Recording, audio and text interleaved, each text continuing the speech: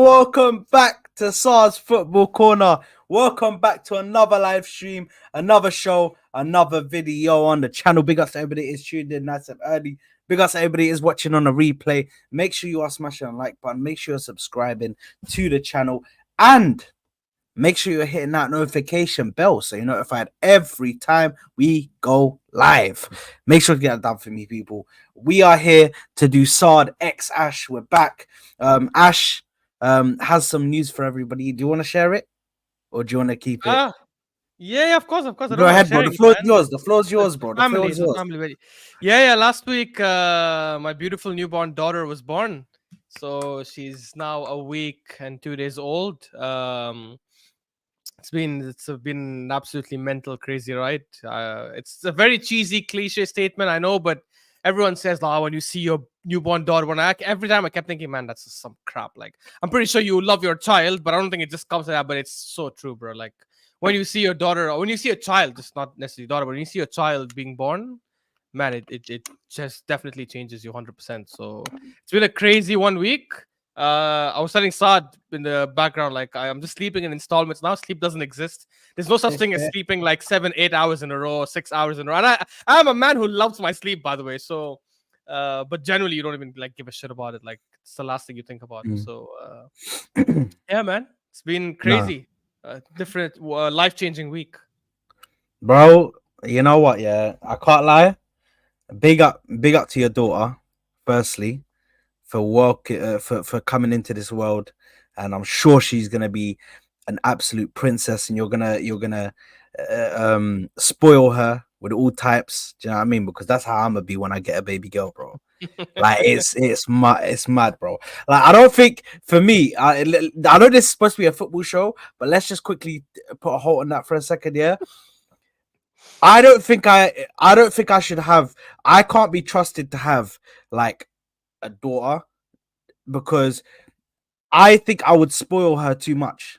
Do you know what I mean? Yeah, I'm the very like father-daughter connection. I'm very like, bro, I'm just gonna spend everything on you. Do you know what I mean? I'm just gonna spend everything on you, and then I don't even need to eat. I don't need to drink. As long as I got a bottle of water and I can just still drink, it's all good, bro. But No man all the shall ever money. be good enough. I'll make sure no man is good enough No, because I'm no, smelling no, you no, like no, mad.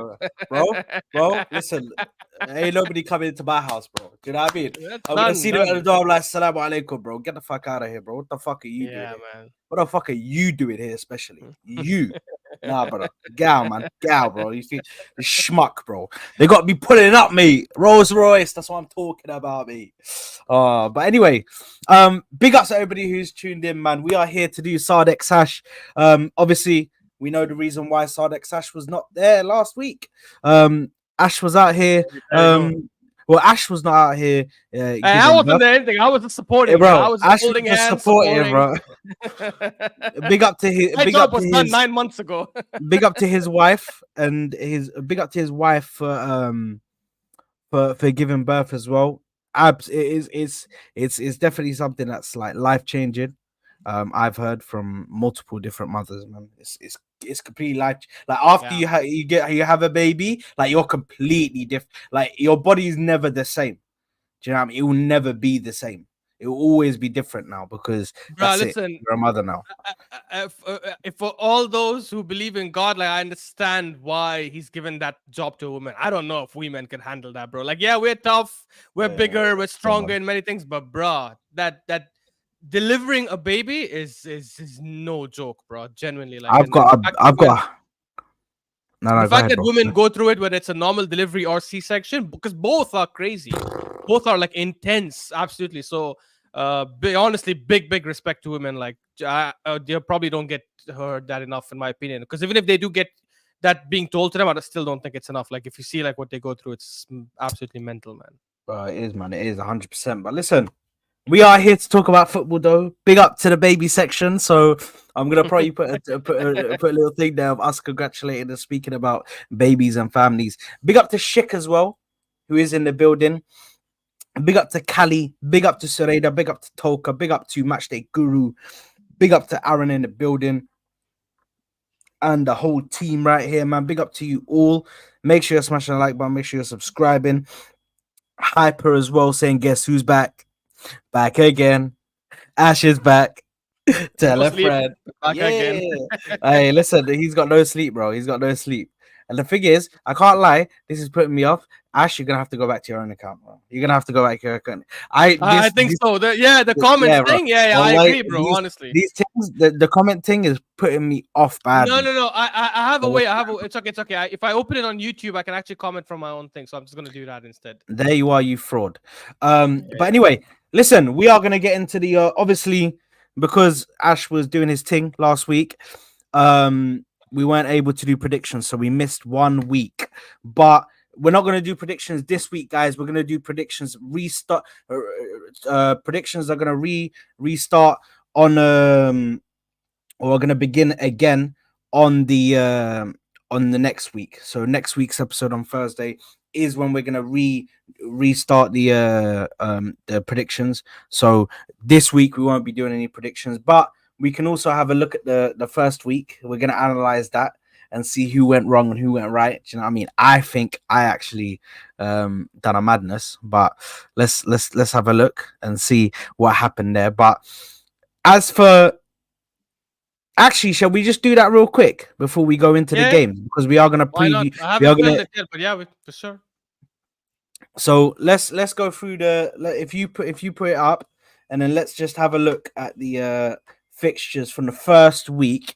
Obviously, we did predictions.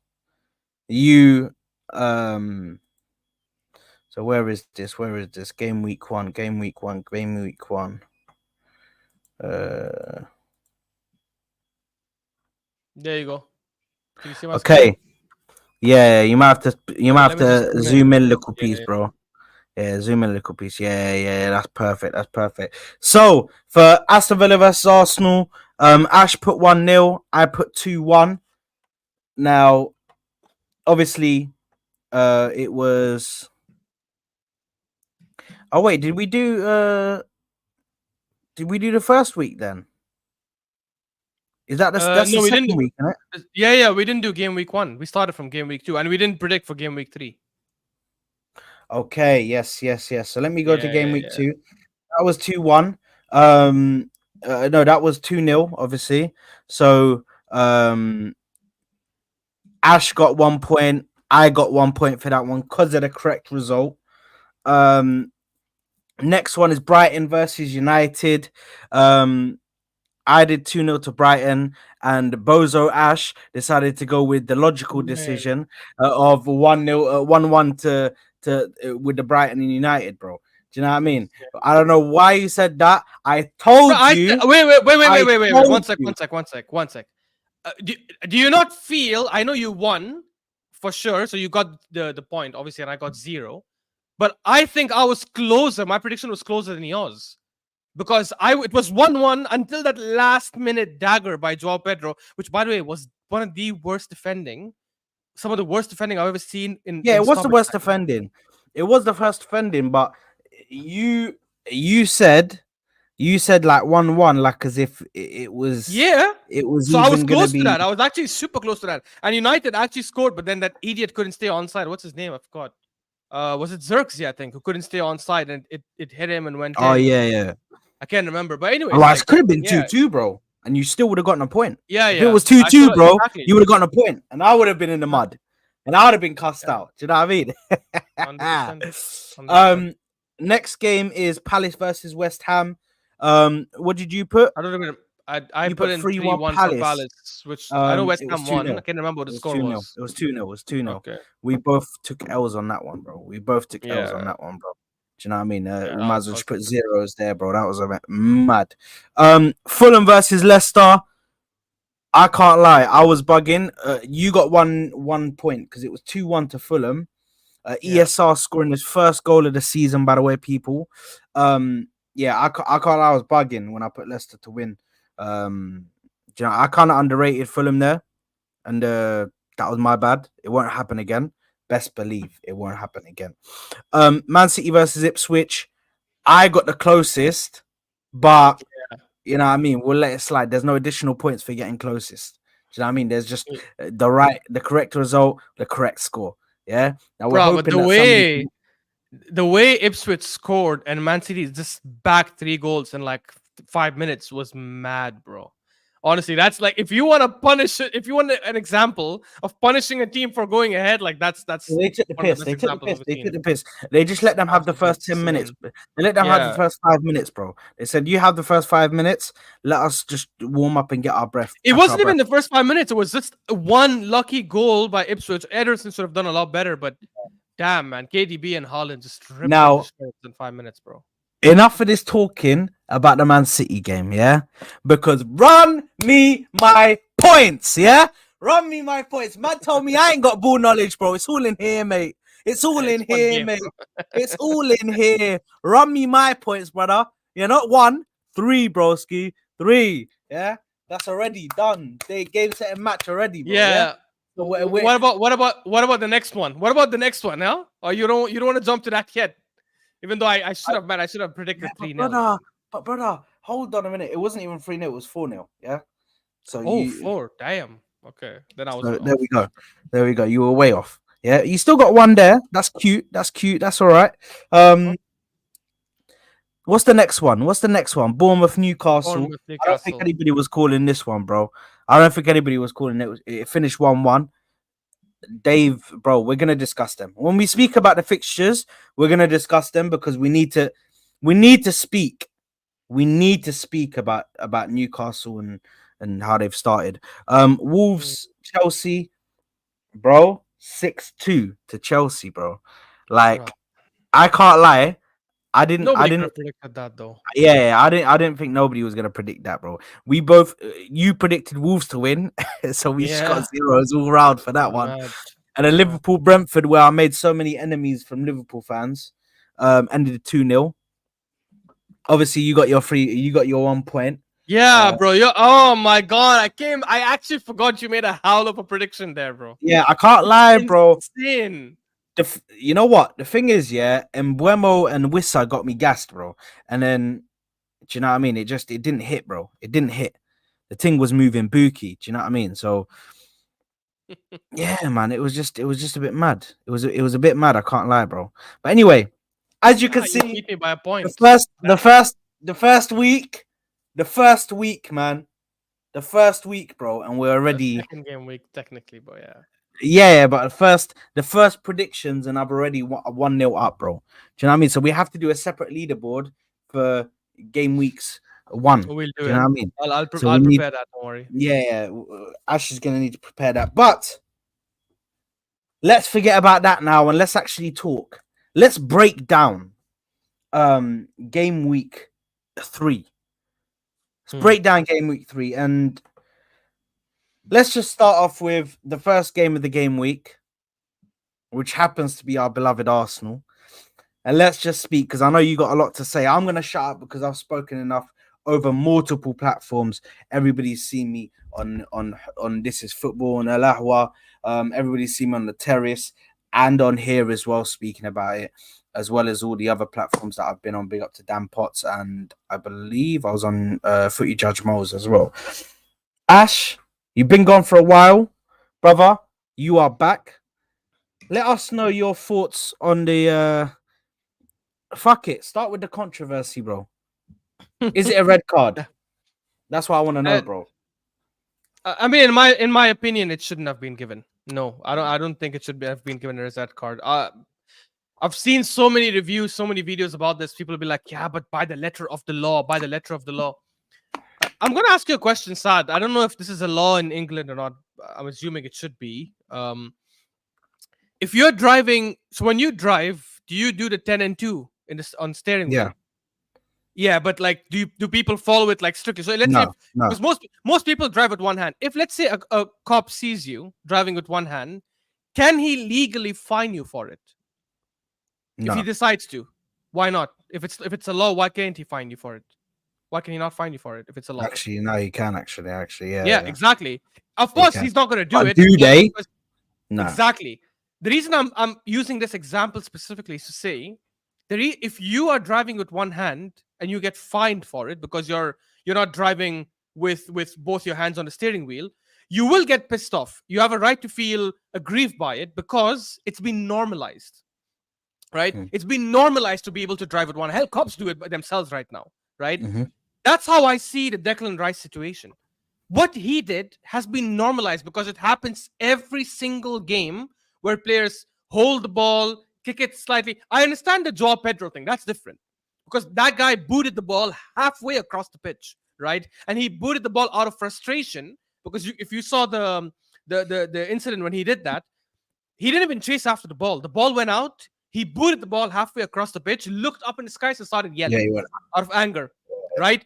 And watch Chris Kavanagh's face. His face the whole time was towards Joao Pedro.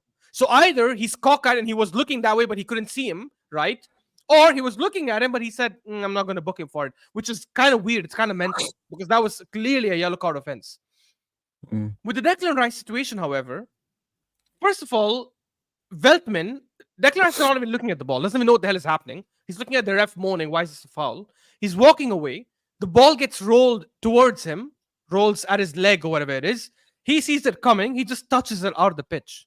He doesn't even boot it, nothing. So for me, I understand Declan Rice came out saying it's a red card, blah, blah, blah, because he's that kind of player. He's got a lot of sportsmanship. He wants to like always take accountability for things. Great. That's who he is. Amazing. But in my Mm. opinion, if I was Declan Rice, the way Bukayo Saka spoke about the game, I'd be speaking about it the exact same way. I would have a right to be aggrieved about it. I'd have a right to be upset about why that red card was given because it's been normalized for players to touch the ball, push it a bit slightly, take the ball and throw it up in the air, which is what Bukayo Saka did, by the way, in the second half, and he didn't see a yellow card either. So for anyone thinking, oh, yeah, you're just saying this because you're an Arsenal fan, by that logic, my own other player should have been booked as well, and he wasn't. Right? I don't remember if it was Mm. Bukayo Saka or Partey, but there was someone on the No, it right. was Saka. Saka. I think Saka put the ball up like that, or He just Party. put the ball One of there. the two. One of the On two the, lifted sure, the ball it up, was on bro. the right side exactly, and Yeah. that's wasting time as well. That's also wasting time. So my opinion is that I don't think that should have been a red card because it's been normalized. And I'll say what this as well, right?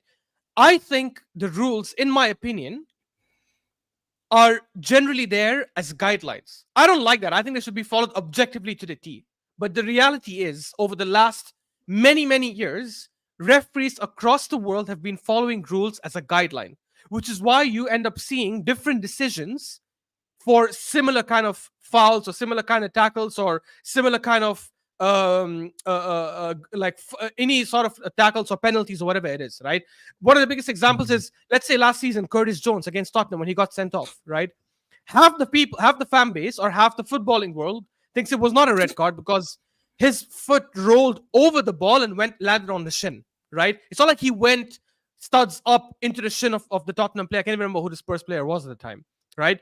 A lot of people say, no, it doesn't matter if his foot rolled on the ball and hit the shin, right? It's still a red card because maybe he could have toe poked it or he could have gone in a different way. I'm not 100% sure.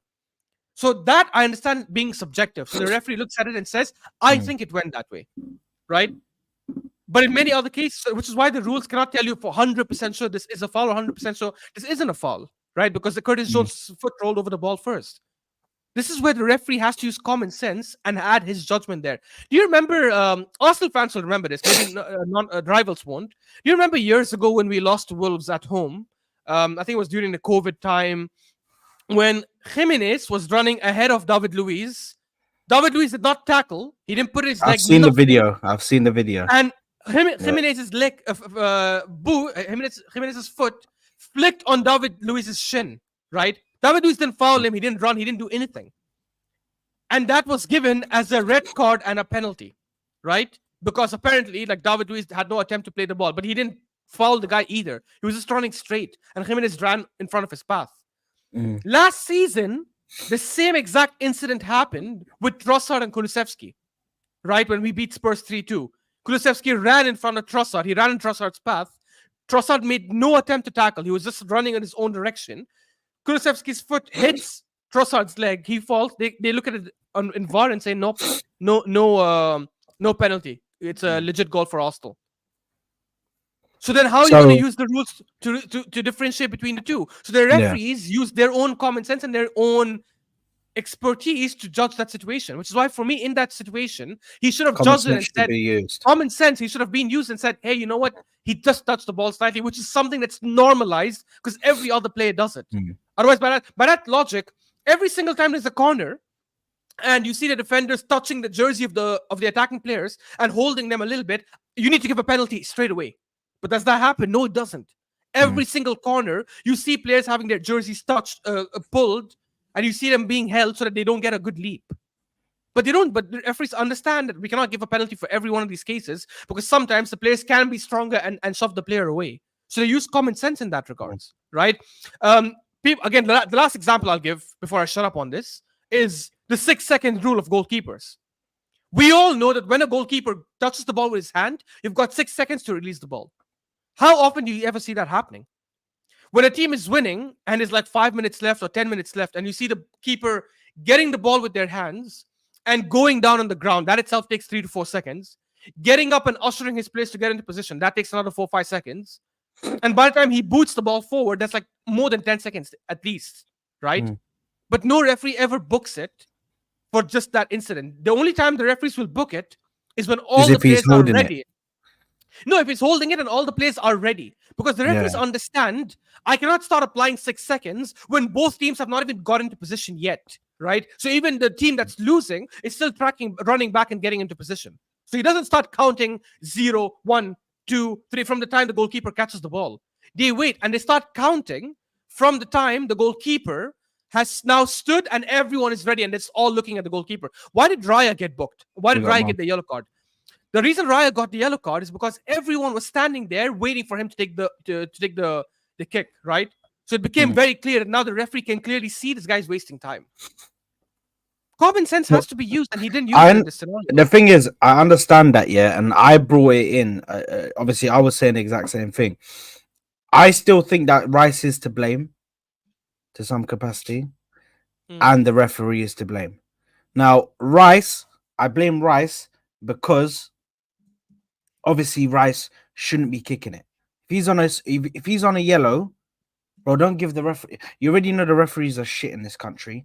Why are you gonna give him even an opportunity to try and book you? Do you know what I mean? You know that they're gonna do some stupid shit. You know they're gonna do some fuck shit. When have we sat there and actually been like confident that the refs are gonna make the right decision, or they're gonna put common sense into it here and there? Now the blame for the referee comes in is that it's common sense. He should know, right, I need to give this guy a talking to, so he knows you're on your last chance. Any other shit that you do, you're gonna get booked, and it's gonna be off the pitch. But he didn't do that. He got pressured by the players, and he got pressured. By the way, Danny Welbeck should have been sent off. If we're going by the rules of the game, Danny Welbeck been sent off because he asked. Remind me why? Yeah, there you go. He looked him in the face. He was on a yellow card, right? Yeah, so he should have been gone. Danny Welbeck should have been off because he asked him to card him, and he went and gave the yellow card after. So, are we going by the laws of the game for one thing, and then not going by the laws of the game for another thing? He did say that to the ref, Mo. He did. There is video proof. I will send it to you, my brother. He did, by the way. I think you missed it. Mo, when the Mo, referee came, he looked at him and he said, "Yellow card." He looked yellow at him card. and went like this. Yeah, yellow card. He did. Mo. You're good. By the way, he wouldn't have been sent off, Saad, because I just saw he didn't have a yellow card, Danny Welbeck. But either way, he should have still. He should have been. He should have booked him. He should have been booked. Either way. Yeah. Either way, he should have been booked. But he was talking to Veltman.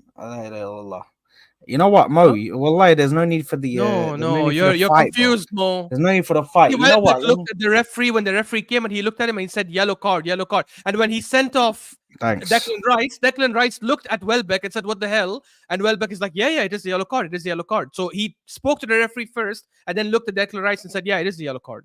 So he did actually say it. He wouldn't have been sent off. He would have got his yellow card, but it doesn't really matter. And the reason I disagree, Saad, I'm sorry. Like, it's the same example I'll give again about the 10 and 2 hands on the steering wheel. If you're driving in an area that's full of cops and you still have only one hand on the steering wheel and they stop you and find you, you have every right to be pissed off because it has been normalized to do this. Declan Rice didn't boot the ball away. The ball was rolled to him and he just touched it out of the pitch. If I'm Declan Rice, I'm thinking this is a very normalized thing. I've seen Joao Pedro boot it across half the pitch in the first half. So it's only natural that I should be upset if this is being penalized on me. Hell, if I'm Declan Rice, I'm seeing my own teammate waste time by throwing the ball up in the air and he wasn't booked. So why the hell was I being made as an example of? We've seen Chris Hughes, not Chris Hughes, Will Hughes in the what's his name? Is it Will Hughes or Chris? I can't even remember, the Crystal Palace guy in the Chelsea game who already had a yellow card, held the player, stopped Chelsea from an attack, and still did not get a second yellow card, even though that's the law of the game, right? By the way, that was stupid. That should have been a yellow card, so I don't even know why that happened. But I'm just saying that from a Declan Rice perspective, I can understand why you'd look at these situations and say, well, if these things have been normalized, why am I being made an example of when I've just touched the ball out? And I didn't even, it's not like Declan Rice stood in front of the ball, was staring down at Veltman. He saw the ball coming and he kicked it out. He was walking away, saw the ball hit his leg, and he just touched it out. I don't think that's something to be like. I don't even, honestly, I would not even have given him a warning for that. I genuinely would not have even And given him a warning. also, by the way, because it does look like he's saying it to Veltman. It does look like he's saying it to Veltman. But regardless of that, fucking Verbruggen, the goalkeeper, goes straight up to his face and said, that ref, that's a yellow card. So regardless, I still got another player who actually says it. And you know what, Mo? Let me send that to you right now because Mo wants to start acting all mad and start freaking backing everything. Like, bro, it's all good, Mo. We understand, man. You just want Arsenal to get dunked on. It's fine. I'm It's confused. Why fine. is Mo saying speak about forget the ref, talk about Odegaard? What does that Odegaard have to do with that incident? Because because he wants to speak about how bad Odegaard was. Okay, he was bad, and so what? Yeah, he had I an off think he's game. allowed to have Yeah, he's allowed to have one game where he's off or yeah. looked off. Big But up, people want to create big talking up points. to Judge Mo. I love his channel. Especially the Rational League. I watch it every week. So subscribe to Footy Judge Mo, guys. He's got an amazing panelists, and he himself has great ball knowledge. But I remember a year ago when he came on the terrace and was chatting so much waffle about how James Madison is a better player than Odegaard, and he would take James Madison over Odegaard, right? So I think after what we've seen over the last 1 year, Odegaard is allowed to have one or two bad games. Like KDB did not show up last season in some of the biggest Premier League games. He was benched against Liverpool in the business end of the season, right, when he pulled a stinker, and then benched again against Arsenal at the Etihad when he pulled another stinker. So it's okay. Like these players can have these kind of games. Before that, Odegaard was killing it in the previous game. So I wouldn't necessarily look at he had a bad game, but big deal. Like so many people had bad games. It's I don't think it's the end of the world. Bro, you know what? Mo wants to start this thing, yeah, where he just puts in like random comments here to just ignite fires, bro, in every fan base, bro. Like he might go to next time he's now on, he's probably gonna go to a Chelsea thing. He's gonna be like, talk about Enzo, and then just start a fire, bro. There'll be one Well, person who doesn't like Enzo. There's Enzo needs to another be person. spoken about, but yeah, Yeah, no, I 100%. hear you. I Bro. hear you. I Talk hear you. about Cole Palmer, bro. If he's had one bad game, but listen, we'll Big up, see what Judge Mo. happens. But overall, I think obviously the game didn't go how we wanted it to. Yeah. After that red card, by the way, what a goal by Kai Havertz, bro. Mm. What a goal, bro. And And good pass and quick thinking by Saka Saka, as well. yeah, Yeah. good pass and quick thinking by Saka. In regards to this, in regards to after the red card, bro, we, in my opinion, it was a capitulation. But I've been told that Mm. that word is too strong. I've been told that the word, Uh, if we you mean lost, for the goal or the result? I don't think it's a capitulation, bro. Yeah, I think that's a bit too much. I Like think we're playing I against. when I say that though, I mean we lost concentration and let them get over us, bro. And then we went too defensive, and then it was just like, bro, you know what I mean? We really could have fought back even after we Look, conceded.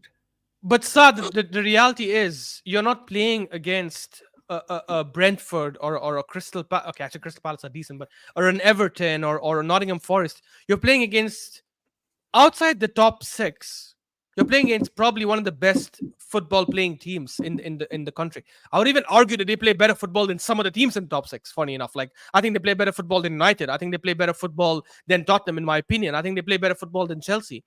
So when I you're think playing he's against, got them playing better football than Spurs, United, Chelsea, and That's And alright. every other team outside Arsenal, Liverpool, and City, I think every other team. So my point is, and they're a team that's in form. It's not like this is a good team that has good players that plays good football, but they're in a bad run of games. Then I understand. Like, doesn't matter. Their form is down. Take advantage. But they're in good form as well. They've won their first Yeah. two games. Yeah, it's against Everton and Man United. Fair enough, but I mean, United won their first game, right? So we all thought that maybe this could be a different season for them, and they still went and beat them 2-1.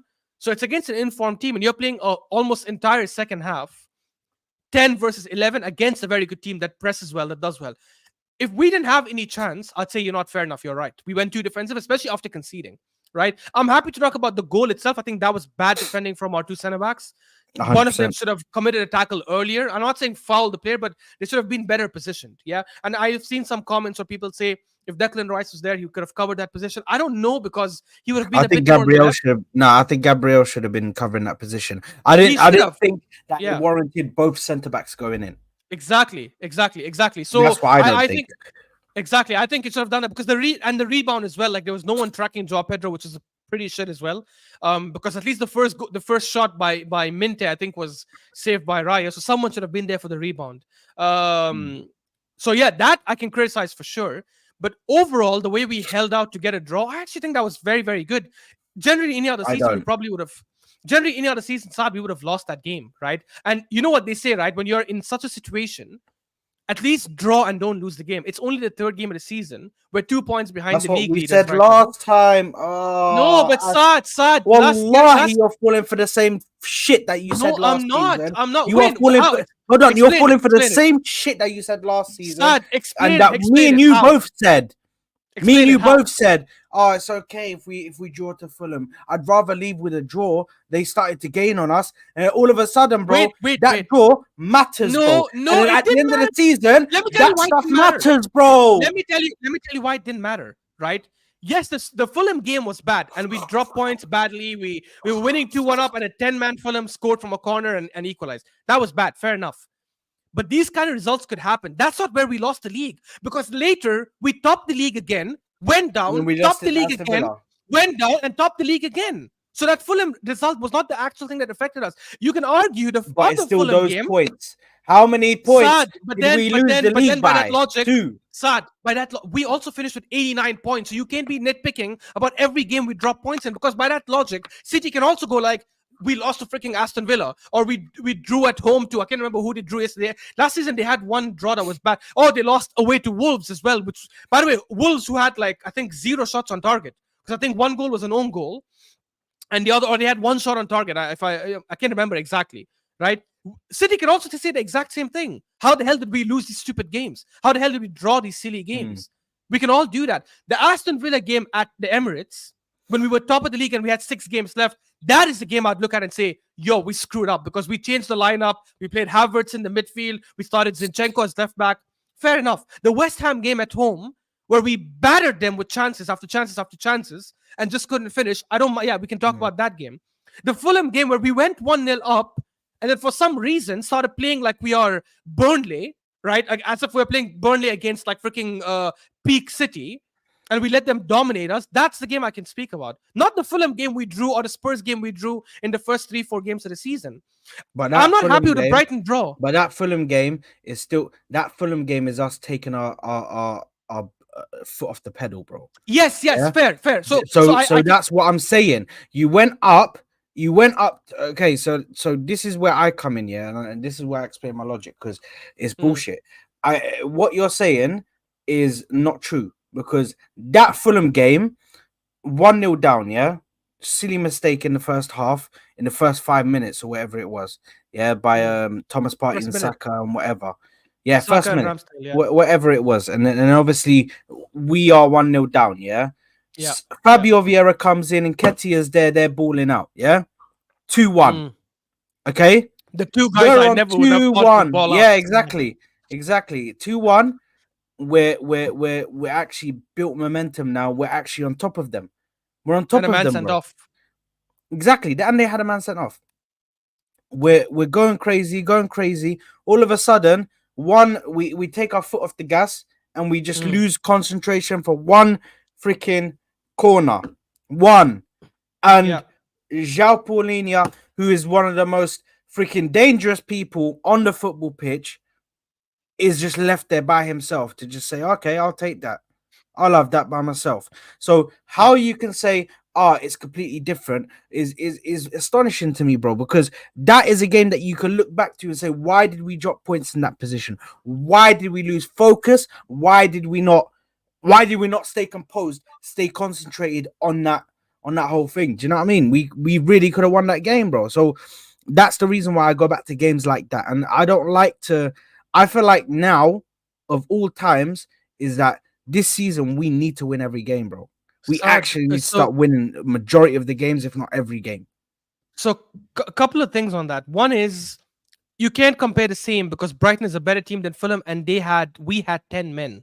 So it's expected that they are going to dominate possession. They're not a bad team. And as I said, if we didn't have chances, I'd agree with you. I'd say, why the hell did We once still we have conceded the players though. goal? You're talking Yeah, about but we Saad, we created and they just couldn't finish. Havertz missed a chance in front of goal, and Saka missed a chance in front of goal. Both these chances would have given us the win. one Both sec, these bro. chances would have, because we would have probably, like, I don't want to say parked the bus. We would have parked the bus and probably seen out the game then. But I think that Joao Pedro goal came a bit too soon after the sending off. Maybe like it was 10 minutes or something like that, and we still had like more than 30 minutes left to play. So you can't compare the same. And if you talk about the Fulham game, well, City in the first half of the season last year were 2-0 up against Crystal Palace and bottled it and conceded 2 goals in the last 5 or 10 minutes. So they can also come out and say, yeah, but if we don't drop points there, even if you beat Fulham, we shouldn't have dropped points to Crystal Palace. Everyone can do that. It's not like we lost the league by a big. We got 89 points. That's our second highest points tally. You cannot nitpick on every single match. I agree with the Aston Villa game because that was bad management from our side. I agree with the Fulham game and the West Ham game because we were going through a bad spell. We should have changed a couple of things. But I can't be nitpicking on the Spurs game at the beginning or the Chelsea game when we drew 2-2, or the Fulham game because the reality is City also had results like these. City also dropped the ball against Chelsea at the Etihad and at the Stamford Bridge when they were leading. Like, they led like 2 or 3 times, and they still ended up drawing that game 4-all. They also did not end up. I think they drew home and away to Liverpool, drew home and away to Spurs. Could not beat us over 2 legs. They can also come and say, "Damn, we messed up at home to all these teams." So we can all play that kind of game. I don't Okay, think this was that's when we fine. had 10 men, when we are down to 10 men. I don't understand how we can nitpick so hard about we so what we was were we so let me ask you this then. Let's say we went for the game. Let's say now Joao Pedro equalized. It is what it is. He equalized 10 minutes later. And now we came out of our box and we attacked, and they hit us with a dagger the way they hit United. I know people will say our defense is better. Fair enough. But we are with 10 men. With 10 men, we're not that much better than 11 men United. So hold on. So hold on. This is where I come in, yeah. And I have to Mm. say this because you're talking all this talk like as if as soon as we go down to 10 men, we automatically turn into shit. Like as if whenever we go to 10 men, we're just a shit team. Like as if we ain't got amazing players. Like as if our whole back line wasn't touched. Our whole back line is fine. Our midfield is fine. We lost Rice. Okay, Mm. sacrifice one of the attackers. Personally, I wouldn't have. I would have taken off Trossard. I didn't think he had the best of games, so I'm taking off Trossard, bro, and then I'm bringing on a Jorginho. Do you know what I mean? You have to sacrifice one of the attackers. I agree with you. Now, But now you need to keep that shape and attack, bro. They're not gonna get past William Saliba and Gabriel and fucking Timber and Ben White, bro. They're not. Yeah, you're all you're doing now Saad, is you're sacrificing one attacker, but instead Saad, we went defensive, went to 5 shape and had 5 at the back. Like, bro, we're we having invited that pressure, bro. We invited that we're pressure. having That's what I'm Saad, we're saying. having two different conversations because I already told you I can blame our players and our manager for the goal we conceded. That happened. By the way, we didn't invite the pressure because No, we no, were but I ripped can open. invite. When they I can scored, we were ripped no, no, open. no, no, no, no, no, no, no, no, no, bro. We went into defensive shape. Don't say we were ripped So open. how, We how did went how into did the goal get defensive shape. scored? How did the goal get scored? Was it not a through ball that had No, no, Militao but running through on after goal? no, after the goal, Yeah. we literally let them get into their game, get into their group. We allowed them to do that, bro. Yes, If we Saad. had fought back, then it would have been a different story. We could have We would have possibly gotten a goal, lost, bro. and we could have No, no, lost if we we could have fought. got a goal though. We could have also got a goal. Saad, Same way you were we saying, we could have lost. We could have let also me won. let me tell Come you on, why man. that's not. Let me tell you why I don't think that's true. Because the way we played, had us create two clear-cut chances anyways, and we missed them. So if we played the way you're asking us to play, we could have still missed those clear-cut chances. The only difference is We the would have way they gave created that. more though. One sec. Let me just land. The way they gave that through ball and Minter ran through Saliba and Gabriel, we would have had the same exact spaces to be exploited if we went forward even more. You have to. By the way, you might be right. Maybe if we attacked, we would have scored. But there's also a big probability that we would have lost. So Arteta took a risk at the time and said, "I will take the 1 point versus getting zero." That's just what it is. It's not like bro, every time we get sent off, we don't dominate all the time. You're talking about games like Crystal Palace last season when we had who got sent off against Crystal Palace? Tomiyasu. Last We didn't season, attack for Tomiyasu, that yeah. fake fraudulent red Yeah, card, yeah, bro. yeah. Yeah, the second yellow card. And we were 1-0 up. We were controlling the game. Yeah, we were not. Another example, guys. Another example of No, fucked up wait. red cards. Tomiyasu. No, Yeah, I'm exactly. talking about Exactly. another Yeah, fucked up yeah. example. Yeah. Relax, bro. The offensive. No. Sorry. But Another example of fucked up red cards, by the way. my point is he got sent off, right? I think they were like, when did he get? So he got sent off maybe like 25 minutes left to go. It was early. It was I late. think Sorry, it was second half. It was early second half. it was 60 something. But It was 60 something for sure. I remember it was the end of 60 something minutes. So we had 20 minutes, and Crystal Palace are not as good as Brighton. So we could park the bus, defend it, which is what we did, and we managed to see out the game. Right? You cannot do the same thing with Brighton. So I'm not that mad about the draw. I am mad about the decision, and I am mad about the way we defended the goal. Because if we park the bus from the minute Declan Rice got sent off, I think we win the game. Because I don't think Brighton break us down. We're not United. With 10 men behind the ball, I think we were able to see out the game. But because we were a bit open, I can't remember who gave the through ball to Minter, and we were not defending deep at the time. I can't remember. Someone gave the through ball and Minter ran through. It was. Do you know? You'll never guess who it was, bro. Lewis Dunk, bro. Where the fuck did this guy get the passing ability like that? Where the he's the one who messed up. This guy get the He's the one who messed up for our goal, and he made up for it like that. But imagine, but that's what I'm saying. If we defended deep, by the way, that goal would never have come. We would have sat back. There was no way to give a through ball because Saliba and Gabriel would be behind Minter. But right now they had to chase him because he broke the offside trap really well. Which is another thing, by the way, I criticize Gabriel on. If you watch the replay, Gabriel had eyes on Minter making the run. Remember last season when he did the Garnacho, the Michael Jackson move, and he put Garnacho offside? Yeah. Why? When you saw Minter was about to make that run, you saw the through ball coming, and you saw Saliba's holding the line, why didn't you go forward to put Minter offside? You could have played that risk because you know you're not going to catch him. Clearly, the guy has space. So I can blame the guys on the goal. I think on the goal, we were definitely bad. 100% we slept off. But post the goal, I think we did really well to see out the game. I don't remember Brighton having they had one chance, actually, which Raya saved, yeah. There's also something, Matchday Guru saying, not true. I think a player like Jorginho, with all of his experience, doesn't leave that kind of space behind him like Partey did. But then Partey also has experience. In fact, similar experience. Yeah, he hasn't won the Champions League like Jorginho, but he has massive experience. He comes from a super defensive team in Atletico. Partey. I know. Partey looks a bit off, bro. Partey looks a bit off physicality-wise, athleticism-wise. He looks a bit off. Bro, when did we last say that, Saad? Did we not say that last season when he first came back from injury? And 3 games later against Chelsea and Tottenham, he was balling out. So I don't know. I would give him some breathing. Yeah, I'm leaving him to do his thing. Do you know what I mean? I'm not going to. You remember we had the show last year and Martin and everyone is like, sell Partey. He sucks. Sell Partey. Partey's dead. And bro, literally against Chelsea onwards until the end of the season, he was balling out in that midfield. And we're like, oh my God, where was this Partey all season? All I'm saying is that he looks off, bro. He does. I know it's his last year as well, yeah. So he just needs to go out with a bang. But listen, we've stayed too long on Arsenal, bro, because we could talk forever, bro. Do you know what I mean? We need to talk about all the other games. But just quickly, give me an answer. Can Arsenal win the Premier League? Yeah, def 100%. I still think we'd win the league. I think we can win the Premier League. However, if we want to win the Premier League, we can't go for any competition. We got to bin all the other competitions off and go for the league because we haven't got the squad depth to do it, bro. We haven't got the squad depth in attack. We haven't in midfield. We haven't, bro.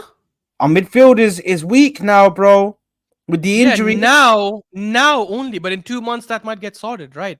So we currently have who do we have right now? We have with the injuries. It could Partey, Rice, Odegaard. Yeah, we have Partey, Rice, Odegaard. And then tough we have times are coming ahead, bro. Jorginho, Bro. Miranda, So bro. We so have Odegaard right now is picking up knocks for Norway, bro. Who the fuck is coming in to replace him, bro? If he gets injured, yeah, I understand that, but that doesn't mean we who don't who have depth who replaces overall. him though? Who replaces him?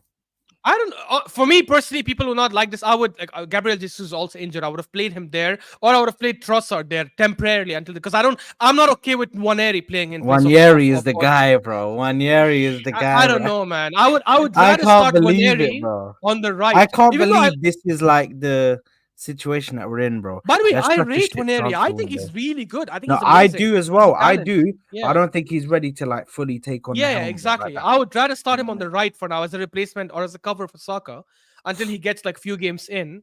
Um, but bro, that doesn't mean we don't have squad depth though. Like if you look at our attack, we have Martinelli, Trossard, Havertz, Jesus, Saka. Now we have Sterling. I don't know if Waneri is planned to be playing on the right. Midfield, we've got Moreno and Jorginho and Partey, Rice, Odegaard. Yeah, we don't have a replacement for Odegaard, but we have a replacement for the other two. At least decent cover. And defensively, we definitely have probably the best defensive depth in the Premier League.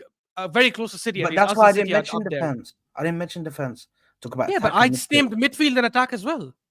How are we? Are you saying we're short in attack because we don't have a striker? Is that what it is? If I think if we lose to injury, either Erdegaard or Saka, we're fucked. If City lose Rodri or Haaland due to injury, they're fucked. We No, they're can we not. can play that game. They're not. 100%. They're not. Did you see the last game? Did you see what We'll speak. Haaland did We'll to West speak. Ham? We'll speak about it. We'll speak about it. Bruh. Listen, let's get on We to have the evidence from last season as well. Rodri missed four bro. games. They didn't win any of them. Yeah, and they haven't started Rodri in the first three games, and they're fucking up Yeah, teams. yeah, but they So haven't please, played let's a have game. it. They haven't Let's played a get. team. But They haven't played a team yet. oh Come my on, bro. god, they just played West Stop, Ham, and they bro. just played, West bro. Ham. That's the barometer now. West Ham. Who are they playing next? Are they not playing a very good team next? I think I saw their schedule last time. They had a good game next. They have us coming up in a couple of weeks. Man, I Nah, swear bro, they they're had a playing very. Brentford. They're playing Brentford, bro. Oh, yuck. No. See, They they'll win got that game 5-0, and people they will be got like, oh Brentford, my God. and then they got us, bro. And then after us, I think they got Liverpool. No, Oh, they got damn. Newcastle. They got Newcastle away after us. Okay. So let's see how they are after the That Newcastle game. that Newcastle game, Yeah. watch, bro. That's where City drop points. I'm telling you that And now, bro. I'm not downplaying City, by the way. Obviously, they logically Yeah. should be everyone's favorites, right? This team, as long as they have Pep as manager, they will never ever regress to that kind of level where they're not challenging for the league at least. We might as well just speak about because I was gonna do them based on the order that they're on my screen in it, but we're talking about Yeah. Man City now, so we might as well just talk about the fucking game since we're here. Yeah, already. Haaland, man. Haaland. That's literally nothing to say, Haaland. Haaland And is that's it. crazy, bro. Haaland is If it wasn't actually for nuts. Haaland, they would have Like, not won that game. I don't think there's a striker in world football right now who can do what Haaland can do. Yeah, I Not agree. one. I don't think Not there's a one. striker in Premier League history, that I've That seen can score goals like he does. that can finish like Haaland. Yeah. Because the way he gets the ball when he's on the right side and does that low curl finish right to the outside, it is exquisite. But it's not even that, bro. Did you see the second goal that he scored against West The Ham, chip. bro? The chip. It wasn't even a chip, bro. He just one? slapped it. It was the second goal. It was the second goal. No, he just smacked it. But no, he had one that was. You could have. Yeah. Yeah, bro. Oh my God. I'm just talking about, bro. This he just doesn't care. Bro. For me, he doesn't care about the goalkeeper being there, bro. He's just like, okay, I'm putting it there, and then you either stay there and get in the way, or you get out of the way before you get your head chopped. Do you know what I mean? That's the funny thing. For other players to generate that kind of power when they're shooting, they need to have a little bit of a run up. This guy shot it from a standstill position. Bro. It went rocket flying into the damn thing, and he aimed it for the near post, knowing the keeper is not gonna get this shit. Bro. Every finish of his was extraordinary. It's calculated, bro. It's all calculated. Exactly. When he's in front of goal, he knows I'm placing it like that. And he knows I'm placing it that way. Bro, I'm telling you, when it comes to finishing, I've never seen a Premier League striker. Henry, Shearer, all these guys are legendary. but I've never seen a Premier A League striker, striker dude. have the Yeah. catalog of finishes that this guy has. He can chip, But he this can is head beautifully, he can volley, he can shoot from outside the box if he needs to. He can curl it in. He can, oh my god, bro. He can round the so this keeper. is this is this is this is where I think it's this is where I think Roy Keane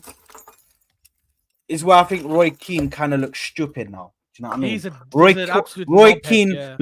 Roy Keane looks like a fool now. Do you know what I mean? He He's a actually knobhead. looks Yeah. stupid on camera, live in 4K on camera. He looks stupid now. League So two, he after said. Oh saying that my god. League Two comparison, I think like bro, that's a step too far. Yeah, you can say his link up play isn't that good, but even then Mm, he still has moments where it is good. He still has yeah. moments where he's used his link up play in good areas and was Yeah. able to find the pass, but he's not consistent enough with it. He's not. I can say that comfortably. Yeah. But for you to compare him to a League Two player in regards to footballing ability, but say he's Mental. got finishing of the best person, the best finisher in the world, I think it's extremely disrespectful to him and like the legacy that he's already building. Like, bro, this guy could outscore. I'm gonna say it now, bro. If he has a long career at the top of the game, He will I'm break a Shearer's long record career. in. No, no, forget about Shearer's record, bro. I think this guy could get similar numbers in goals to the likes of Ronaldo and Messi, bro. I Mm, genuinely think this guy could replicate those kind of easily. numbers. I'm talking I mean, 700, he's already higher than 800 them. goals, bro. Yeah, He's yeah, already he's higher higher than than them them. at this He's age. higher than them now in the trajectory, but Yeah. I'm talking about in the future, bro. I think he could reach the numbers like them of 700, 800, 900 goals, bro. Like, But you and know the and he could put himself as like one of the best strikers to ever live, bro. 100%, and he probably will be by the time if he stays with City for the next 7, 8 years of not even seven. If he stays with City for the next 6, 7 years, and let's say they still have this sort of dominance that they have, he's gonna probably win one or two more Champions Leagues. He's gonna win multiple leagues. He's gonna break records in terms of scoring. Um, and the And best by the part way, about him, he's not gonna stay at Man City. By the way, he's gonna be at Man City for like a year or two, and you know what? He's going straight away. probably he might go to Madrid. You never No, know. no, Like, but the thing is, he's their target for 2026. They've but already come out and said it. I don't think he'll go to Madrid if Mbappe is there. I just feel like they'll have both of them have that kind of ego where they wouldn't want to be in that same team. I mean, maybe you never know, obviously, but Imagine he goes to um, Barca and they create the that'd be Ronaldo mental. Messi. They create the That'll be Ronaldo mental. Messi That'll be fight, mental. bro. Yeah. But Oh my my thing is god. the scary thing about Haaland as well is that the kind of player he is. I mean, he's got pace. Obviously, he's got crazy pace for like as a striker. He's able to probably race any defender out there. Um, but he doesn't rely on like these crazy dribbling skills and agility and stuff, which kind of dies off from players like by the time they hit 30 and stuff, right? The way he plays his football, if he maintains his body, he can actually continue for like 30 up to the age of 35, Bro, 36, he's fucked. and play at that He- same level. He's actually That's the scary part. his frame his frame is something crazy, but the speed that he gets with the frame, because when you look at tall people, and I think he's like 6'4", 6'5", 6'6". When you look at tall Yeah, people, not 6'4". I think he's taller than 6'4". But yeah, no, I anyways. think he's 6'5", 6'6". I think he's 6'5" or 6'6". Um, Mm, when you look at people who are that tall, yeah, normally there's a like you see basketball players when they move, it's kind of lanky. You can see how they run. Do you know what I mean? It mm, doesn't look mm, as smooth as like a shorter person running. Somebody that's like a normal yeah, height of 5'11", 6 foot, even 6 foot, running at 6 foot, you can see it's once you get 6'1" over or 6'2" over, it starts to look weird when you run. It's yeah, very yeah. lanky, like. Do you know what I mean? So who does he Now, remind you of then? what do you mean? Zlatan Ibrahimovic, bro. Because Zlatan Who? Ibrahimovic had that. Haaland. Yeah, because he had that height and he Haaland could run with reminds the me. ball No, no, but Haaland reminds me of Zlatan Ibrahimovic with the height and the speed and the shooting.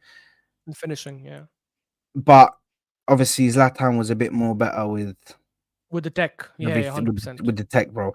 He was just crazy. And the thing is, he also has. This is the thing about him, which I hope it doesn't get him too carried away.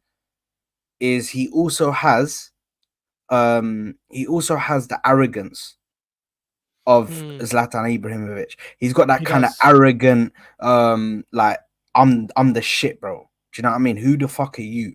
Like you're not even on my level. Do you know what I mean? Like you can even see the stuff that he said about Cucurella, and he was like, "Oh, he was asking me for my shirt the last year. Now he's making songs about me." Do you know what I mean? I must be in his mind all the time, bro. Like, bro, disrespecting man live out on camera, bro. Like, it's actually nuts. So you can see that he knows he's hot shit. Do you know what I mean? You Hmm. know that he's on hot shit. So this is the reality of the situation, man. I think we're witnessing a future great at the moment in regards to Haaland, and I think people are a bit too harsh on his footballing ability or tech, as you like to call it. Yeah, he isn't as um aesthetically pleasing on the ball. Yes, he isn't doing. Yes, he's not R9. Wow, we've just found out he's not R9. Not every single striker is going to be like R9, bro. I don't think we're ever going to see a striker like R9 ever again because R9 was just ridiculous and had everything. The closest thing we had to R9 was Adriano, and even that didn't last. Nah, even Adriano was not like Because he R9, bro. had Nowhere no, close. but when he was young, bro, he was the prototype. They said this is the next R9, bro. You know what I mean? He had the strength, he Yeah, had the but speed, he had the shooting, he had the tech, he had everything, bro. Shoot with both feet, he had everything. So they said that was the profile. Even then, he tried to get close. He couldn't even get to R9 levels because R9 is just ridiculous levels, bro. You can't set R9 levels for everybody, bro. Because hmm. R9 was just ridiculous. Sometimes you just gotta say, right, he has the crown, he is the best striker in regards to all round. I think R9 was the best striker all round overall. Yeah, and it just is where it is, bro. That just has to be everybody else who wants to disagree with it. You just gotta hold that L. Do you know what I mean? You just have to hold that L. Now, in regards to and listen, injuries took him out way too early, bro. Because if this guy was injury free, bro, we'd be talking about are they even gonna beat his record? As hold on a minute, has Messi or Ronaldo even beat R9's record yet? Do you know what I mean? That's what we'd be talking about. So Hmm. listen, I just think some people are harsh on Haaland and they need to shut the fuck up and just stop being jealous that he's not at your club. Let's face the facts. Stop being jealous that he's not at your club. I'm jealous that he's not at my club, but I'm not I gonna am sit too. there. I'm no 100%. I'm jealous, but Yeah. some people can't handle being jealous and they start going for the player and then bringing out some mad shit, bro. Like League Two player, bro. Shut the fuck up, Roy Keane. You've shown yourself to be a fool there. You've shown that you have no ball knowledge, clearly, because if you're calling somebody like that a League Two player, bro, how the fuck is he playing in the Premier League then? He wouldn't be able to. The But levels if are way people will different. criticize you for this, like, oh, you know more than Roy Keane, bruh, you realize not every footballer necessarily Exactly. understands the game and analyzes better than like some fans who've been watching it for 20, 30, 40 years. Like, there are some people who, Ben White, maybe Ben White is an anomaly, but Ben White comes out saying he doesn't even watch football, which is absolutely You didn't mental. watch the I don't know game. if I still don't know if he's kidding or he was kidding or he was No, he being was serious serious. He about was it. serious, bro. He said it. He said Yeah, it which like is, 3 times. He yeah, said there you it, go. it doesn't. So, It's not something that's watched in my house. We don't watch exactly. football. I So just play now, it. if I say, is someone are any of us a better footballer than Ben White? Of course not. Not even close. Not even at 1%. But do we probably analyze or understand the game better? Maybe, because he doesn't watch football games, and us fans we watch the games regularly. That's why you see some of these pundits who Yeah. are phenomenal, legendary players, and then they come out and they end up having horrendous takes. We saw Gary Neville, one of the best pundits we've ever seen, go become a manager or a coach at Valencia, lose almost every game, get smashed 7-0, and then quit in like a month or so. Like, it's just it's not every great Yeah. footballer makes a good pundit. Like, it's No, not hundred crazy to percent. say. 100%. And we know Roy Keane can't like articulate his football takes correctly, or he can't articulate football correctly to try and improve people or actually give people the right message. We know that by his managerial career, bro. Absolute dog shit. Went up in Unbelievable. Yeah. flames.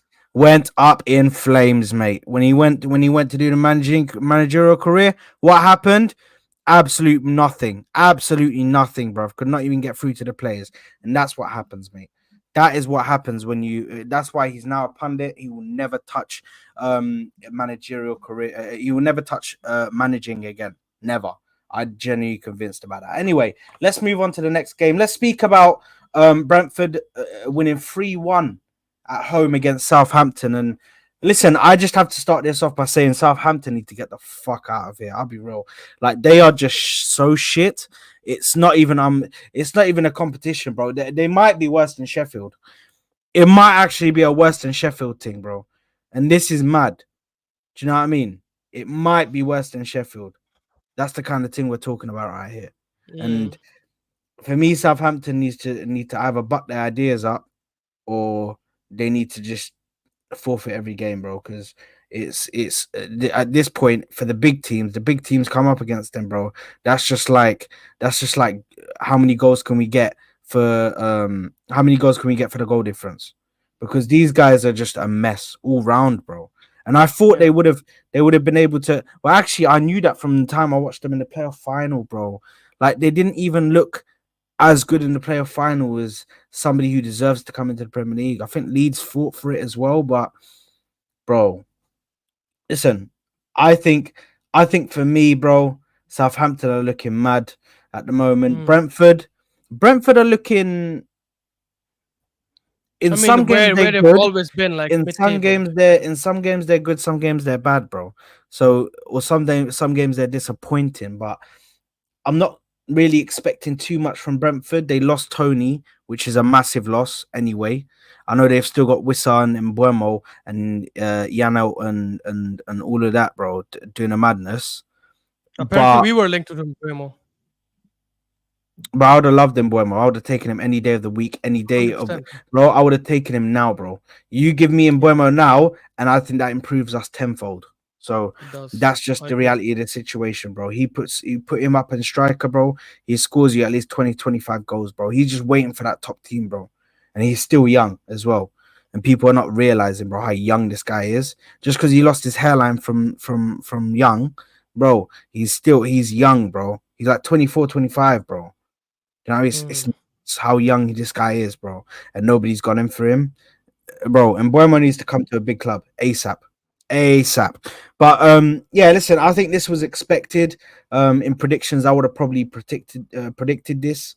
Anyway, Mm. I wouldn't even have gone a 3-1. I wouldn't have even given Given Southampton a Southampton a goal. I Mm. would have gone maybe 4-0, 5-0 for Brentford because I seriously worry for Southampton. But what's your thoughts, bro? Yeah, I mean, look, I didn't watch the game, but impressive to see him Buemo still continue playing. You're right. I agree with you. I would have definitely taken him. I think very, very good cover for Saka if we had him there. Probably can be used somewhere else. So yeah, definitely. I see Southampton going down. I don't think they'll stay up. And I'm not saying this because they've lost their first three games. They could have won the first three games, and I still probably think. I mean, if they won their first three games, I would have changed my mind. But I just don't think they have the Yeah, quality yeah. to stay in the league. Only Everton are looking worse than them, which is insane to think about. The fact that Everton could That's the finally next go game. down, yeah, the fact That's that the Everton next could game, finally bro. go down is just absolutely insane. Um, but yeah, look, it's a good result. They're always that kind of Mm, mid-table team that finishes like 10th, 11th, 12th, yeah. 9th, 8th sometimes if they're ambitious. Um, so I don't think they'll have any risk of going down, which is good for them. Even with Tony out, I mean, people forget they didn't have Tony for 70% of the last season anyway. So No, or 60% of last season. didn't they finish off the season before he got done for betting? Mhm. Didn't they or I think when he got done with the whole betting thing, before that they were on track to get they were on track to get European positions. I Yeah, think yeah. they They were on missed track out to though. get they were on track to get Europe Conference League, but they didn't get it. Mm. I'm sure that was the case. So Yeah. listen, Brentford definitely. I could see obviously with Tony leaving so late in the window, I could see Mm. them in January trying to get some deals done, trying to get some new blood in, and trying to get some new players in. Um, but they're definitely one to watch that can possibly improve. But yeah, Yeah. we definitely interested to see, man. But I agree with you. I think Southampton are going down, bro. Yeah, It's, 100%. it's a matter of time at this point. Um, Some of these teams are just yo-yo teams. They just come up and come down immediately. Like it's yeah. but they could stay. Fulham used to be a yo-yo team. Now look at them. You know what I mean, they solidified their place. And they did. Um, Yeah. QPR is the biggest yo-yo team. QPR at one point was just bang, bang, bang, bang, bang, bang, Yeah. No, the season after real yo-yo season, bro. team is Norwich, bro. Because QPR stayed sometimes. Like Norwich, there was a bro. Norwich Norwich is is the real crazy. QPR, the Norwich yo-yo is team. I crazy. don't remember them ever staying up like when they went up, like when they came up. It's crazy. Yeah, Norwich is crazy. Next game, Bournemouth Everton. And listen, I can't lie, bro. With the 2 goals that they scored, yeah, I thought, rah, these men are gonna beat Bournemouth like that, yeah. And then, That comeback was mental. That comeback was mental, bro. bro, 3 goals after like the 85th minute. that's Oh my god. you know what? The thing is, yeah, Everton got too gassed. I feel like once they scored those 2 goals, they got too Hmm. gassed and they thought they were just like scot free, bro. They thought like, okay, we don't need to we don't need to by the way, Veta, we didn't we did Yeah, happy not plan. coincidence. It's a happy coincidence. And by the way, people, just quickly while we're here, let me show off the new cup, G. Let me show off the new cup, G. Yeah, dog. We out here, man. We out here, dog. Do you know what I mean, bro? We out here, bro. We out here live, live and direct in a blood clot ting, man. And in a bomber clot ting, mate. Look at that. Look at that, mate. Look at that. Beautiful kit. And guess what? For the first time in my life, people, for the first time in my life, we got a name on the back, mate. Yeah, Bukaito, mate. Yeah, number 7, Starboy. bro. Yeah, Starboy Saka, mate, is on the back. You can see the little Champions League thing right there. Do you know what I mean? Repping. But Starboy Saka is on the back of my shirt, broski. And you lot will see me, if you lot at the Emirates, you lot will see me at the Emirates with this shirt on, bro. Yeah? You lot will see me at the Emirates with this shirt on. But anyway, I just had to show that off real quick because why not flex? Do you know what I mean? Why not flex on the people like Why not? Why not? But going back to what we were saying, yeah, Everton right now they got too gassed. They got way too Bro, gassed. how Go ahead. deflated could you be as a team to be 2-0 up at your own ground and still lose 3-2 in the end to Bournemouth? It's mad. Like their last few years have been really like horrendous. Obviously, they've been escaping relegation like by freaking Bro, the few writing's on the points. wall. The writing is on the Yeah, wall, it's bro. done. It's done. The only team that never got relegated, well, that's Oh, gonna end soon. That's gonna end soon. So yeah. yeah, man, it's sad, but it is what it is. And the only thing I'm thinking about when I look at that is that what kind of players at Everton can possibly be rated. And genuinely, there's none for me. Like when I look at their team and I'm like, man, if they go down, maybe there's a couple of players we can poach just for squad depth. And there's not a single player in their team that I would take even as backup for any of the players we have. It's that bad. Like, okay, actually, maybe Mikolenko, but even Mikolenko, I wouldn't take him now because we have enough, right? I think he's decent. I don't think he's great. I think he's okay as a left back, but I would maybe have taken him as a cover 2 seasons ago or something. But even now, I wouldn't take him. So Mm. it's crazy, man. Like they need to have some proper updates. You look at some like their attack is so damn underwhelming. Calvert Lewin, Dwight McNeil, What is that freaking guy still doing Harrison, at the top, bro?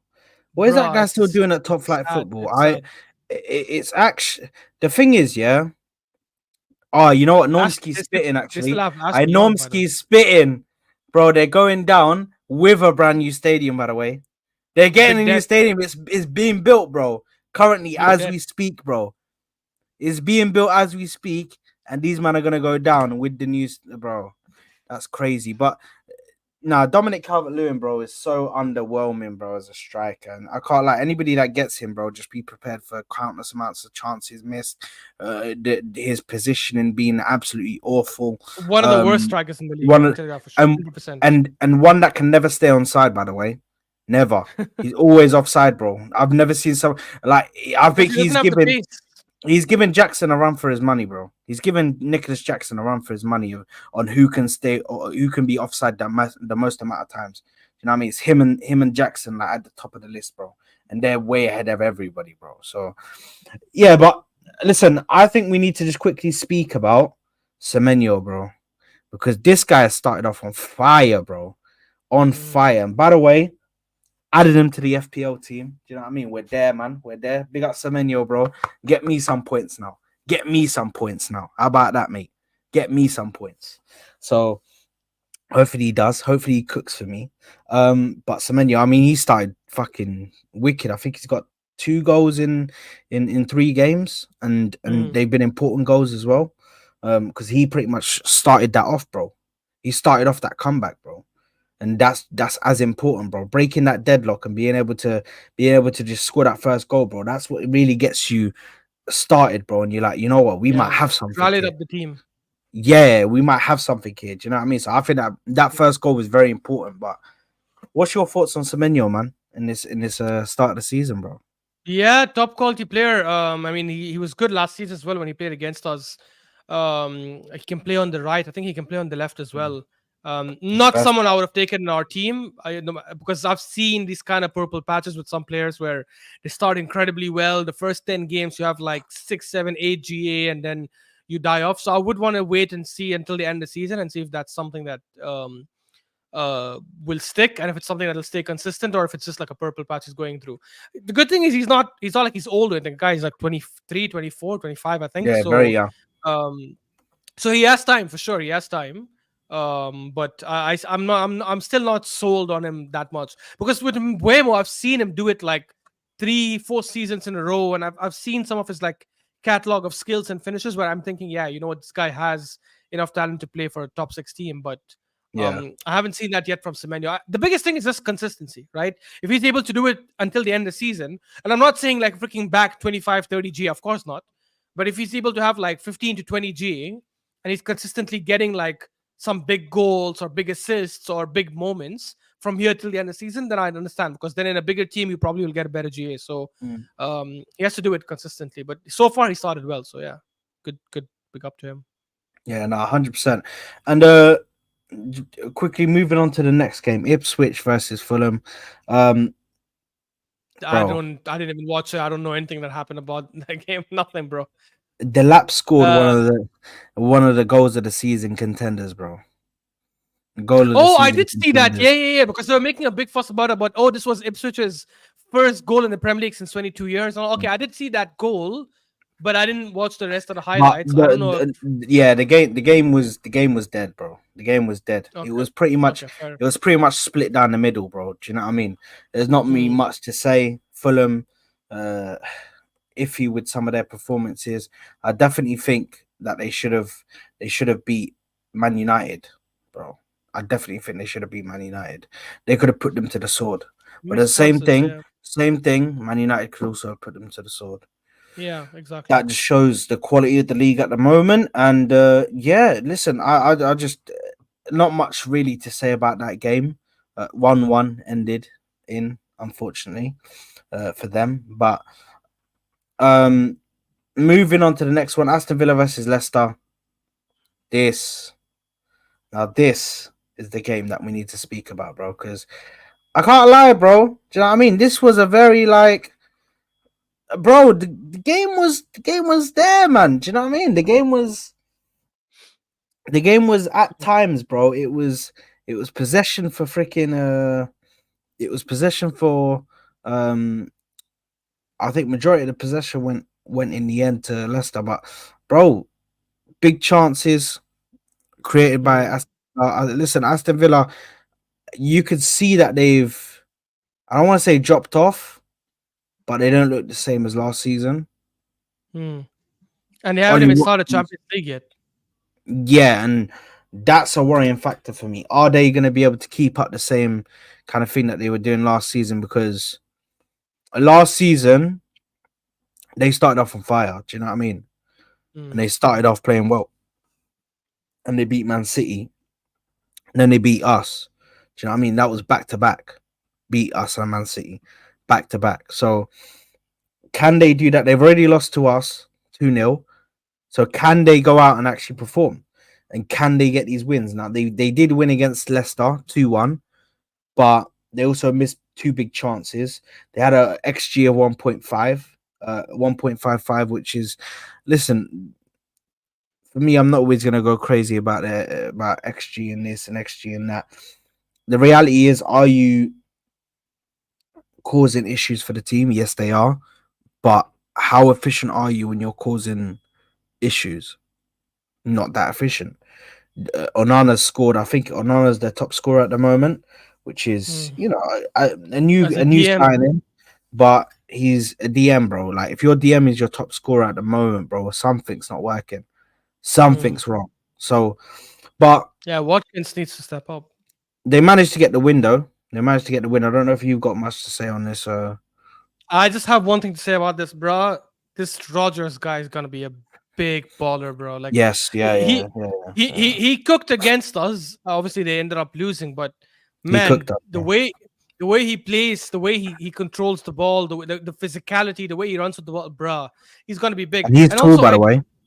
and he's tall as well. He's tall. He's He's strong. taller He than is. I think he's taller than Rice. He's 6'5", 6'6", something like that, bro. Maybe he does. He looks like a beast, bro. He looks like a big Let me beast, check bro. it. Um, I will say this because I saw a comment as well from Toxic Tash. That Matson went to Villa to sit on the bench. Oh man, that move surprises me. This guy was playing in the Champions League final, starting for Dortmund, and balling over there. I'm not sure why Dortmund didn't end up signing Very him weird. on a on a full on a permanent transfer. Not sure why Chelsea didn't think they could use him, right? Given the crap team they have. It's just insane that he's gone to a good team like Villa that's in the Champions League, but he's sitting on the bench. I think eventually he is going to replace Lucas Digne because I just think he's better than Lucas Digne overall, especially going forward. But it is a bit surprising. Um, but yeah, look, I think they've done well, man. I think they've done well. They've added decent in the market. I think Ross Barkley is decent squad depth to have. Matson is a very good buy. Onana is a very good buy. You've got Duran as well, who I think would do well for them. I don't think they will struggle as much as people think they will in the Champions League. I mean, sorry, overall in the season because of the Champions League. Um, but I do think they will drop off a little bit. But I don't think drop off will be from fourth to like 10th or 11th. I think it'll be from fourth to maybe like sixth, because they still have a very good team and they still play decent football. Hmm. Yeah, no, 100%. Wolves, Nottingham Forest. Obviously, we'll just go over this one quickly. Um, Wood scoring for Nottingham Forest and Bellegarde scoring for Wolves. Wolves don't look the same as they did last season. They Mm. look a bit off at times, I mean, they and lost their best attacker, I so yeah, or their second best attacker, I would say. that shouldn't Neto. stop them. That shouldn't stop them. I mean, for a Just team like because, Wolves, that does matter, bro. It's not a big team. They're a very small team, right? So when you lose someone of that quality, I know he's injured most of the time, to be fair, but when you lose one of your best attackers, it could affect you tremendously. well, Because I don't think they've replaced him with someone great. they were even when he was injured, they were still managing to, you know what I mean? They were still managing to get by, Yeah. bro, and win games. So that's why I'm saying it doesn't necessarily matter for Wolves, because they've had countless amounts of opportunities to know what they need to do when he's gone. Do you know what I mean? When he's not around, because they already had him injured for like a few moments. Do you know what I mean? So Do you think that? Do you think they could get relegated this season? Wolves, Hmm. I mean, they're currently in the relegation zone, obviously, but it's only 3 games. There's still another 35 games to go. no. So I feel Ipswich. Yeah, I feel Ipswich are worse. I think all three teams that came up are going to go back down. Is what I think. If not, one of the teams that went up, came up could I don't know what's going on with your face Wait, right now. so no, so I'm confused. You don't think Everton would go down then? No. One of the teams could stay up, and then Everton could go down as well. Ah, yeah. Then But I agree with you. I it's agree with you. something there. Everton and all three teams that came up. That's the dogfight, bro. Yeah, yeah, yeah, stay in the Premier League. yeah, And yeah. for some reason, I think Everton might win that dogfight. I can't lie. Everton Well, could. they have They're experience. very jammy like that, bro. That they'll just stay in the Premier League. Obviously, everybody don't want to see them go down. We already know that, but only Liverpool fans want them to go down. But yeah, listen, Wolves. If they play, could they get relegated? No, I think they could get close to the relegation zone if they defend how they defended against Chelsea in that second half. Because, bro, it was just, bro, like just do whatever you want to do. Do you know what I mean? We ain't even gonna stop you. We ain't Mm, stop. Do whatever you want to do. That's the kind of situation we were dealing with. And I'm like, bro, what's going on? How can you play so good in the first half? All of a sudden, the second half comes, and then it's just, oh, let's just lay down the tools. And yeah, listen, can they? No. Or can they? Yes. But will they? I don't think so. Um, Anything to say about this game before we move on to the big games? Because there's only three more games left, and yeah, nah, let's head to the big game. So it's the mid off, honestly. I think Wolves will be a battle for relegation. Whether they make it or not, I don't know, but I think they'll be in that battle. By the way, big up to the Matchday Guru for the super chat, my brother. Saying big up, Saad and Ash. Much love, my brother. Much love, my brother. Thank you, man. And by the way, guys, Matchday Guru made the backgrounds for me. So this background that you're seeing saying Saad and Ash, he made this. Absolutely talented guy, man. Absolute legend. So big up to you, Matchday Big up. Guru, man. You're absolute legend, bro. Absolute legend. So big up to yourself, and thank you for the super chat, my brother. Right, let's just go to the big games, man, because I feel like we need to get out of it in a bit. Starting off with the first, or two of them were at the same time, but let's start off with this one first. Chelsea against Crystal Palace. Now, I just want to come in here first, and I want to say Chelsea looked extra dusty, bro. But all I'm gonna do is I'm gonna do this, bro. Yeah, I wanted the guy at my club. I wanted the guy at my club, bro. I wanted him at my club. Bring him to my club, man. Bring him to my club, man. Bring him to my club, bro. That's all I'm gonna say, bro. I need that guy at my club, bro. And apparently, I'm hearing that we're gonna go for him next season, next summer. Who knows, bro? We heard we were going for Isak and freaking Elise, and that didn't happen. Elise, 2025-2026 season at Arsenal Football Club, we'll be there, man. We'll be there, bro. Olise, you mean Eze? Sorry, Eze. Sorry, Eze. Yeah. We missed out on Elise, bro. That would have been a good buy as well, bro. But Eze, bro, bring him to my Mm. club, bro. This guy just he gives off not aura as in look at the aura, but he just gives off that vibe of just elegance on the ball at times, bro. And he can just do whatever he wants with the ball Yeah, at his feet. And he's bro, a it's quality just player, but crazy. where would you play him in our team? Left wing, left eight. You could play him I in don't those think he's a left positions. winger, man. I don't know. Like, I feel like I'd rather He could have. play there. He could play there. He could play there though. He can, but I wouldn't want to sign him to play him in a position that he can play, and I would rather sign him to play him in a position where he performs best. He's quality. He's top quality. I think his best position that he can play for us is the Odegaard position, but I rate Odegaard ahead of him, so I wouldn't get him in our team. Um, yeah, I just saw the Palace. comment. I think that's a Sean saying Palace were lucky our boy Nketiah didn't play. Listen, I think he's actually going to do well at Crystal Palace. By the way, it might be a hot take. Really? Maybe. I think he's going to get like 15 goals. But it'll be 15, bro. hard. It'll be hard to dislodge Mateta from that Mateta, position bro. because Mateta has done well last season Bro, for them. So Jean-Philippe Mateta, bro, is mm. someone that's he's. I'd give him like a season, Olympic maybe. silver medalist. I'd give him a season, this season, and possibly the next season, depending on how he does this season. And I think you Mm. could see him go to a big team. I Yeah. think you could see him move to a big team. He's ready. He's readying himself to make that leap into the big boys. Elise has already moved into the to the first team for France, but Jean Philippe could very well be on his way as well to moving into the into the first team for France and possibly going to a big club as well. But big up Sean as well for the super chat and saying Palace were lucky our boy Ketty didn't play. yeah, in regards to this, man, Chelsea again, again, again, bro. Bro, I'm actually gonna say, even though I don't like Very well. defending Chelsea, because I like whenever they drop points, it's quite humorous. Especially given how cocky some of their fans could be about where they potentially could end the season. But I wouldn't panic about this. I think it's a new system, a new manager. A lot of players are the same from last season, but they weren't necessarily like some of the link ups were not necessarily there. Like Fofana and Colwell were not the center back pairing. You obviously have Pedro Neto who's joined now.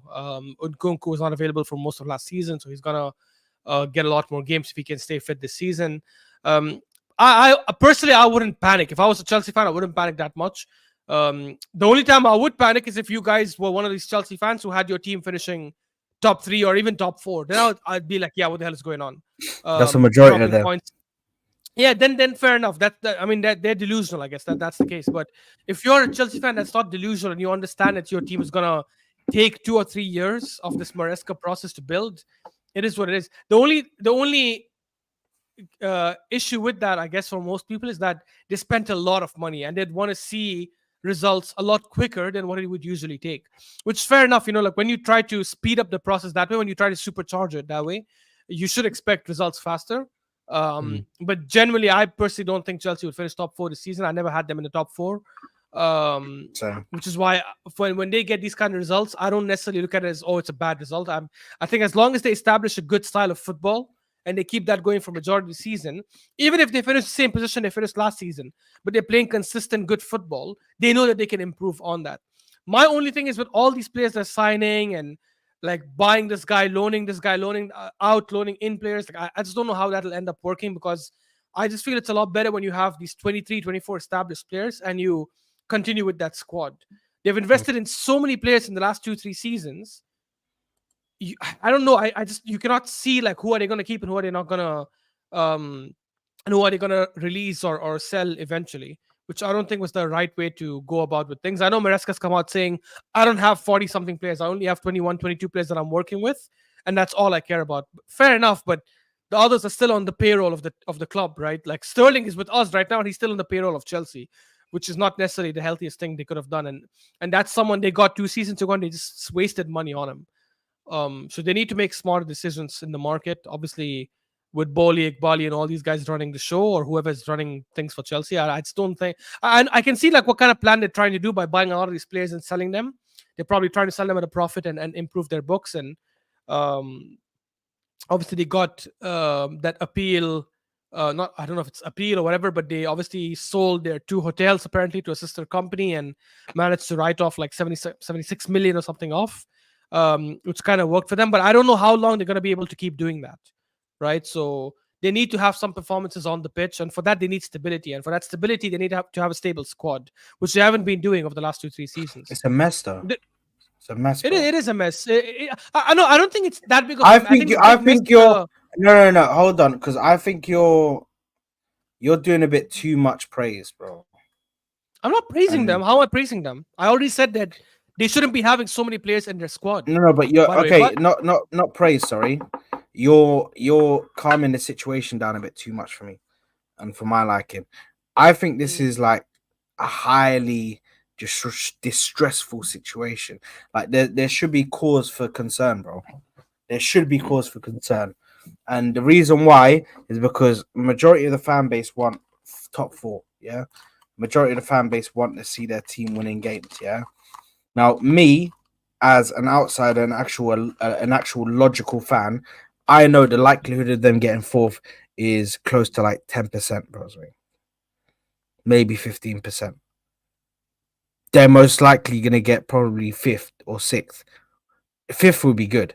They're most likely gonna get sixth, seventh, eighth, somewhere around there, because they're not consistent enough. Now, what I I don't think see they'll. from them now. Okay.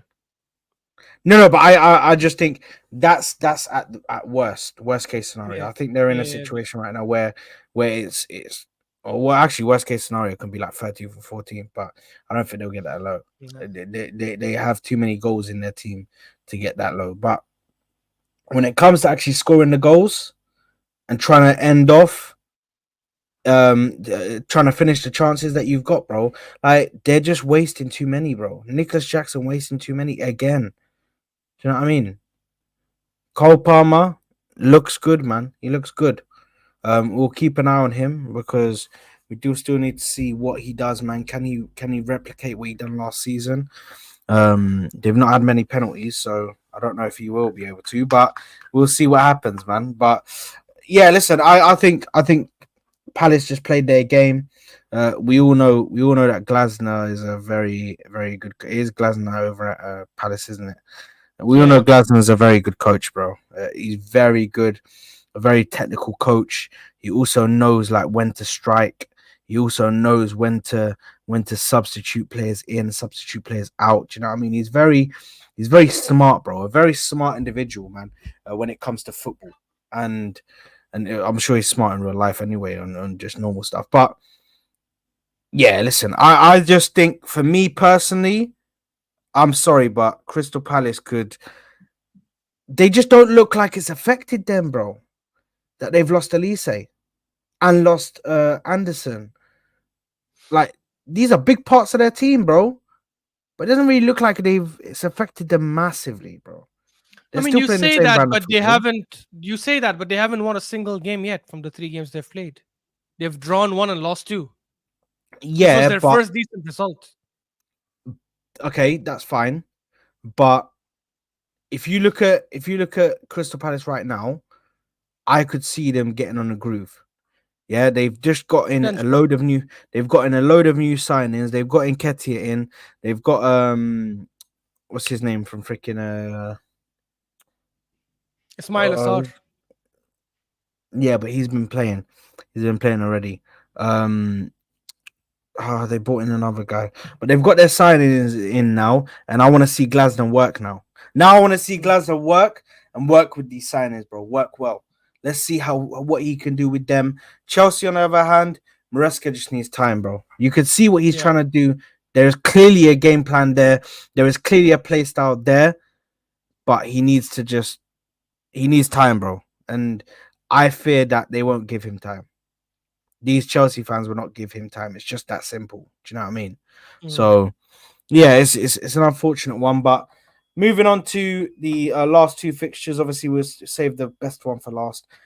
Newcastle beating Tottenham Shitspur 2-1. And by the way, big up to Nick, who says just came for a quick visit. Big up to you, Nick. Much love for that, man. Much love for the super chat as well, my brother. Much love for that, Big up, man. Nick. Honestly, absolutely appreciate everybody who does super chat and does donate to the channel to support the SARS Football Corner. Big up to you guys, man. Big up to you, Nick, for that one, mate. Big up. Right, Newcastle against Tottenham. Newcastle actually didn't look as good as you expect them to look, bro. And they've Mm. started off this season a bit off, bro. Not what I expected, if I'm being honest. Not what I Why? How? expected. How so? I expected them to be a much better team. I expected them to be challenging for top four and But they possibly are getting it. currently. Yeah, but they still don't look as fluid as they did in that first season. Do you remember the first season where they got top four, bro? Eddie How Howe. they Yeah, yeah, looked, bro. How yeah. they looked. Do they look like that now? Yeah, yeah, What but I I'm mean, trying it's to still say, the bro. start. That's I what I'm mean, trying to they have. say. I hear you. I hear you. But Isaac it's still hasn't the first scored a start. goal. Isaac hasn't scored a goal, bro. Come on, man. You're He acting scored like what against I'm saying Tottenham. is He scored the no, winner no. against Tottenham. I'm saying he didn't score a goal until that game. He didn't score a goal, bro. The Yeah. first two games, bro. You don't expect a striker like that to be going two games without a goal in the first at the start of the season, bro. Like it looks like it looks like a slow start. You know when you jump start your car, bro, and it starts spitting, bro. Like that's what it feels like, bro. It's just they're on their way, but they're just moving with the wind, bro. Do you know what I mean? It's just listen, Yeah, I I hear you, Saad, but they still have like players to come back. Shaw and Botman need to come back to their team. I mean, Sandro Tonali hasn't started yet, or hasn't started the last game, at least from what I can see. I don't know. I think they'll get into the groove of things. I think it's just about Alexander Isak and Gordon getting into their rhythm and getting some games in. Like that midfield of Tonali, Guimaraes, and Joe Linton could actually be very, very dangerous this season, especially with no Mm. Champions League football. Um, and look, they've won 2 games and drawn one, so I actually think they started really well. They are a team that could challenge for top four. I actually think they have a better chance of finishing top four ahead of Chelsea, just because of the stability of the team and the fact that they don't have Experience. um, that. Yeah, they have obviously the experience and the same sort of setup for the last 3 seasons. I mean, 3 seasons including this one, so it's a good one. But that second goal, though, that pass from Joe That was Linton, crazy. so the pass was great. The pass is amazing. The pass from Dan Burn was to Joelinton was great. The pass from Joelinton, the through ball to Jacob Murphy was I know exquisite. exactly what you're gonna say. But yeah, exactly. This Spurs high line is the stupidest thing I've ever seen, especially when you don't have Mickey Van de Ven, right? Because every time the guy's been there, and by the way, if Mickey Van de Ven was there, he would have been on that side because he plays as a left centre back. So he probably would have easily closed down Jacob Murphy and intercepted that. You cannot I'm not keep playing. bugging. Am You I not cannot keep bugging? I playing. told Jacob No. this, yeah. I told Jacob, look at every time something goes wrong in the because of the high line, yeah. Why is it always Van de Ven saving them, bro? Why is Van de Ven 100%. always always the man, the last man running after the attacker, bro? Because so many mistakes get made, but Van de Ven is saving your Clark, bro. No, no, Van and here's the thing. in our game Yeah. against them at the toilet bowl, bro. He We played could left have back. beat them, yeah, but he was still saving them in on that Yeah, day. yeah, yeah. He He was was. He still was. making the runs, bro. For, stopping Martinelli, I think it was, or Trossard. Who was playing on the left at that day? I think It it was was Trossard. Martinelli, wasn't it? Trossard. Was No, it no, it was Trossard? Trossard. But either Yeah, way, yeah. whoever it was, bro, they were making runs in behind, and he was still stopping them, bro. So, Mm. bro, I think without I think without Van der Ven, bro, it could get techie for Spurs. I'll be real, and that's me objectively speaking, without no I'm not even taking my Arsenal bias into it or anything like that. Bro, I think they could struggle without Van der Ven, man. They need to keep that guy fit as much as possible, bro. He can't have any games off, bro. He can't. He can't because their whole system falls apart. They need pacey wingers. And yeah, Romero's good when he's next to Van der Ven because Van der Ven can cover for if he makes a mistake or if he positions himself wrong. But if you don't have that Yeah, cover, then bro, it's techie, bro. bro, I hear it, but look, the thing is, I understand why why Postecoglou is playing that kind of style because he understands. Yeah, it's crazy. I mean, the previous Spurs manager probably will be their next Spurs manager if Postecoglou gets sacked. But I'm saying, like, I understand why he plays that kind of football because he probably thinks that, you know what, but if I play a high line, I can win the ball higher up and hit the other team Yeah, where on it the hurts counter. in dangerous positions. And I have Mickey Van de Ven who can track back and win the ball. So I understand playing that kind of high line when you have someone like Mickey Van de Ven and you have 11 players on the pitch, not 9, obviously, like what they did against Chelsea. Um, but when you play that kind of high line with Romero and Dragusan as your centre back pairing, you're asking to be punished. I'm sorry, it doesn't matter if it's Jacob Murphy running behind your line, you're asking to be punished that way. So it was absolutely mental.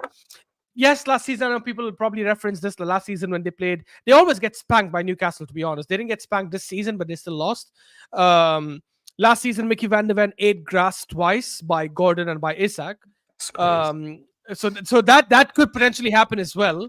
But at least when he's available, that high line works effectively, like works really well. So it's just mental. I think they threw that game because, in my opinion, they were actually for majority of the game. I thought they were playing better, right? I thought they were playing better. I didn't watch the Crystal Palace Chelsea game as much. I was just going into it a little bit, but I was mainly checking I had both on. I was mainly watching the Spurs and Newcastle game, and I thought Spurs were playing were the better team. I thought I generally thought they were closer to the win as well when the score was 1-1. So for that Mm. Isaac Dagger to come out of nowhere that way because of that Joelinton pass and that stupid high line, I don't. And the funny thing is, it's gonna cost them again this season because you can clearly tell this is not the kind of manager that's probably changing his philosophy. He's gonna stick to that same philosophy throughout the season. His logic is plan A. If it doesn't work, let's do plan A better, which is so damn stupid and outdated. Wenger It's used to that do the Pep. same crap. It's the Pep thing as well, bro. Yeah, but at least Pep has a team for it. So the thing is That's with what I'm Pep, right? saying. His P- plan A people, should beat people, every other team. no, but people use the Pep um thought process, but they don't have the Pep materials, bro. They don't have the Yes. Pep like tools. Yeah. The tools that Pep has at his disposal is completely different to what you man have got, bro. Do you know what I mean? Exactly. He's got Rodri, then he's got Foden, then he's got De Bruyne, then he's got Diaz, then he's got Ake, then he's got Akanji, Walker, Stones. Like, bro, you don't have players like that in your team where Plan A is gonna work. I'm just gonna bring on somebody and they're gonna do it differently. It's still Plan A. Like, bro, that just doesn't happen. Do you know what I mean? So no, I can fully understand what you're saying, bro. I can fully understand what you're saying, but yeah, very underwhelming from Spurs according to their fan base. They were looking forward to seeing what they could do this season with a new season and new hopes and dreams to be broken. Hopefully, um, the final one, man, the main course, bro. Manchester United versus Liverpool. I Um, was disappointed. I'm not at gonna Old lie to you. Trafford, bro. At Old Trafford. I was disappointed because I see Liverpool as a team that could challenge for the league. I don't think they would challenge till the very end. I think they would challenge like last season, and Mm. then drop off around March or so, maybe even earlier. But they are still dangerous. You can never rule them out because they have some world class players. They're a team that's won the league before. So I wanted United to win this game because I don't see United as a threat whatsoever Mhm. to the title challenge. Or I don't even care about top four, obviously, because that's not what we're competing for. So I did want United to win that game, despite my dislike for United. But the way Liverpool just steamrolled them is insane. Like people have to give a lot of credit to Arne Slot, to be honest, because I know like when you lose um, a historic manager that's been in the club for so long, we've seen it with Chelsea, not with Chelsea, sorry, we've seen it with United when they lost Fergie, or with Arsenal. Arsenal when they lost Arsene Wenger, and we'll probably see it with City as well when they lose Pep. Usually you get the a big drop off, and that hasn't happened at all with Liverpool so far. I know it's only 3 games in, but I mean it's 3 games in and they haven't conceded a single goal. So I I think think three games. we need to see how he deals with injuries. Do you know what I mean? That's just Yeah, fair that's what enough, I'm fair enough. saying. But that's every manager. That's, to be honest, that's every manager. Every manager's got to struggle with injuries, including Pep. No, but what I'm saying is that's how you gotta see if you really got a manager that's that guy, bro. How he handles injuries, how he handles that type of situation. That's what I'm trying to say. Do you know what I'm saying? Yeah, yeah, yeah. No, 100%. I agree with you. Obviously, the writing's still on the wall for him, but so far he started really well. I did. Like when Muhammad Salah, when he scored the goal and he obviously went and did the sujood. This Muslims will understand this joke. Maybe non-Muslims too, if you understand some of the cultural stuff at Ramadan.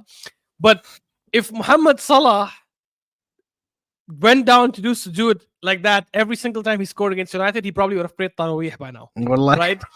Because he probably would have prayed Taraweeh by now. Because the way Oh, this the guy's full been set, bro. dunking The full the set. Not whole, even the one. Not even and the not one not where the, you. Not the yeah, one where not you the leave intricast. early. Not the Yeah, one yeah, where you no, leave early. The and not whole the thing, bro. intricast. That 21, the 21 rakas one, Yeah, the 20 the rakas whole one, bro. 21, bro. Oh, mate. He's been killing them every single time, home and away, especially at Yeah. their ground. Honestly, this Old Trafford Stadium should have a portion of it named after Mohamed Salah. It's just insane what he's been doing. And by the way, I'm saying this before he scored the goal, because before he scored the goal, I think he set up the first 2 goals. He gave the assist for both goals, and he set up both goals beautifully. This guy is incredible. This is like, and it's That's testament as well second. to, yeah, it's testament to how he's been keeping his body fit, and how he's been able to accommodate his lack of pace by maybe like changing his style of play, playing a bit smarter, getting into better positions, focusing a lot more on playmaking versus focusing on running behind all the time and trying to be a lethal goal scorer, which he still is, obviously. But yeah, man, it's just, this guy is just mental, honestly. And this is why whenever people come and say, I think Saka's the best right wing in the league, I think it's just bullshit. People need to have some respect for some of the guys that are there. He's still not on Salah's level. No right winger in the world right now, in my opinion, is on Salah's level. Um, and I think he's one of the best players to ever play in the Premier League. I think he's definitely top five for me to ever play in the Premier League. Doesn't matter if he's only won one league. I don't understand how that's an argument against him. But yeah, it was an absolute spanking. Big problems for Man United because they went into the season quite hopeful, not hopeful of challenging for the league, but just hopeful of things being different for them, right? Because they have a new ownership now, not not entirely new ownership, but at least new owners that have come on board along with the Glazers. Obviously, Omar Barrada as the sea level and Dan Ashworth and all these things. And I think they probably expected to see some nice changes this season. And they could still have, obviously, the season is still long. They could easily, like, maybe not easily, but they could potentially like do a big U-turn and come back and start competing for top four again. Yeah. I thought they made very good signings this summer. I'm a big fan of the signings they've made. Sergsi, Yoro, Ugarte. Not brilliant, obviously. Yeah, not that I definitely don't rate De Ligt. I've said that before. I think he's I overrated. still But think it's very stupid, but it's all good. yeah, It's yeah, your fair. opinion. But It's the your other opinion. signings they've made, It's your opinion, isn't it? no, I don't rate him one He bit. didn't. He But didn't show. He didn't show. He didn't show the lack of speed in this game, by the way. But anyway, we're still waiting to see. We're still waiting to see. Hold that. We're still waiting. We're still waiting to see this lack of pace from the lick that Ash was talking about. By the way, guys, we're still waiting to see it. I It's a mean, lack of pace. what Bro. situation have you seen him in where he Well, raced the attack? okay, we're still waiting. We're still waiting to see, bro. Because Yeah, you know so what I mean? it'll happen. It'll happen. He hasn't. Has he? How many games has he started? He started one or two so far. He started one. Okay, so it's only one game that he started, and you're actually talking about that right now. So But have still, some shame. like, bro, Have some he didn't shame. look Honestly, bad, have bro. some shame. He didn't look as bad as you said, didn't it? So First of that's all, all I'm they saying. got Bro. smashed 3-0 when he came on, or when he started that game. They still got smashed 3-0. So how does it matter? Like it doesn't matter if he's a good defender or not. They Can't got lie, the smashed. goal I came don't from think. his side as well, bro. Then why are you chatting? I don't understand. The first goal, bro. How were Luis they Diaz, both? the header, yeah, How were they both like open, bro? bro. I don't know. Like honestly, it's scary settings for United because, as I said, I like the signings they've made, except for De Ligt. I think all the other signings they've made are good. And Mazraoui, they Yoro, and finished bottom Zirkzee. half But of the table. can they finish what? Bottom half of the table. Stop exaggerating. No, bro. Can you You're imagine doing if your that Liverpool happened, bro? thing now. You're doing your Liverpool Brentford Can you thing now. Like imagine if you're that getting happened, bro? nah. It won't. The reason it won't happen, bro, is because they have Talent. quality players. They have quality They have players. talent. Like Bruno Fernandes, no matter what people like to say about him, is one of the best playmakers in the league. Euro is a talented centre back. I don't know if he'll do well in the Premier League or not, but he's a talented centre back. Ugarte is a decent DM who's going to do okay for them. They've got obviously Diallo. They've got a young talent who's obviously looked sharp in the first 3 games. He's probably going to have a decent season for them. Garnacho is like hot and cold. Rashford has purple patches here and there. They've got obviously Dallo and Mazraoui are decent fullbacks. So the kind of players they have, and because of the institution that they are as Man United, I don't see them finishing in the bottom half. I think they'll definitely finish top 6, by the way. So I at top 8 for sure. I think they can finish top 6 in my opinion. And I think with a few tweaks, they can actually challenge for top 4. Right now, the way things are, they probably won't. But if with a few tweaks, I think they have a better chance. Is that when you say few tweaks, do you mean getting rid of Eric Ten Hag?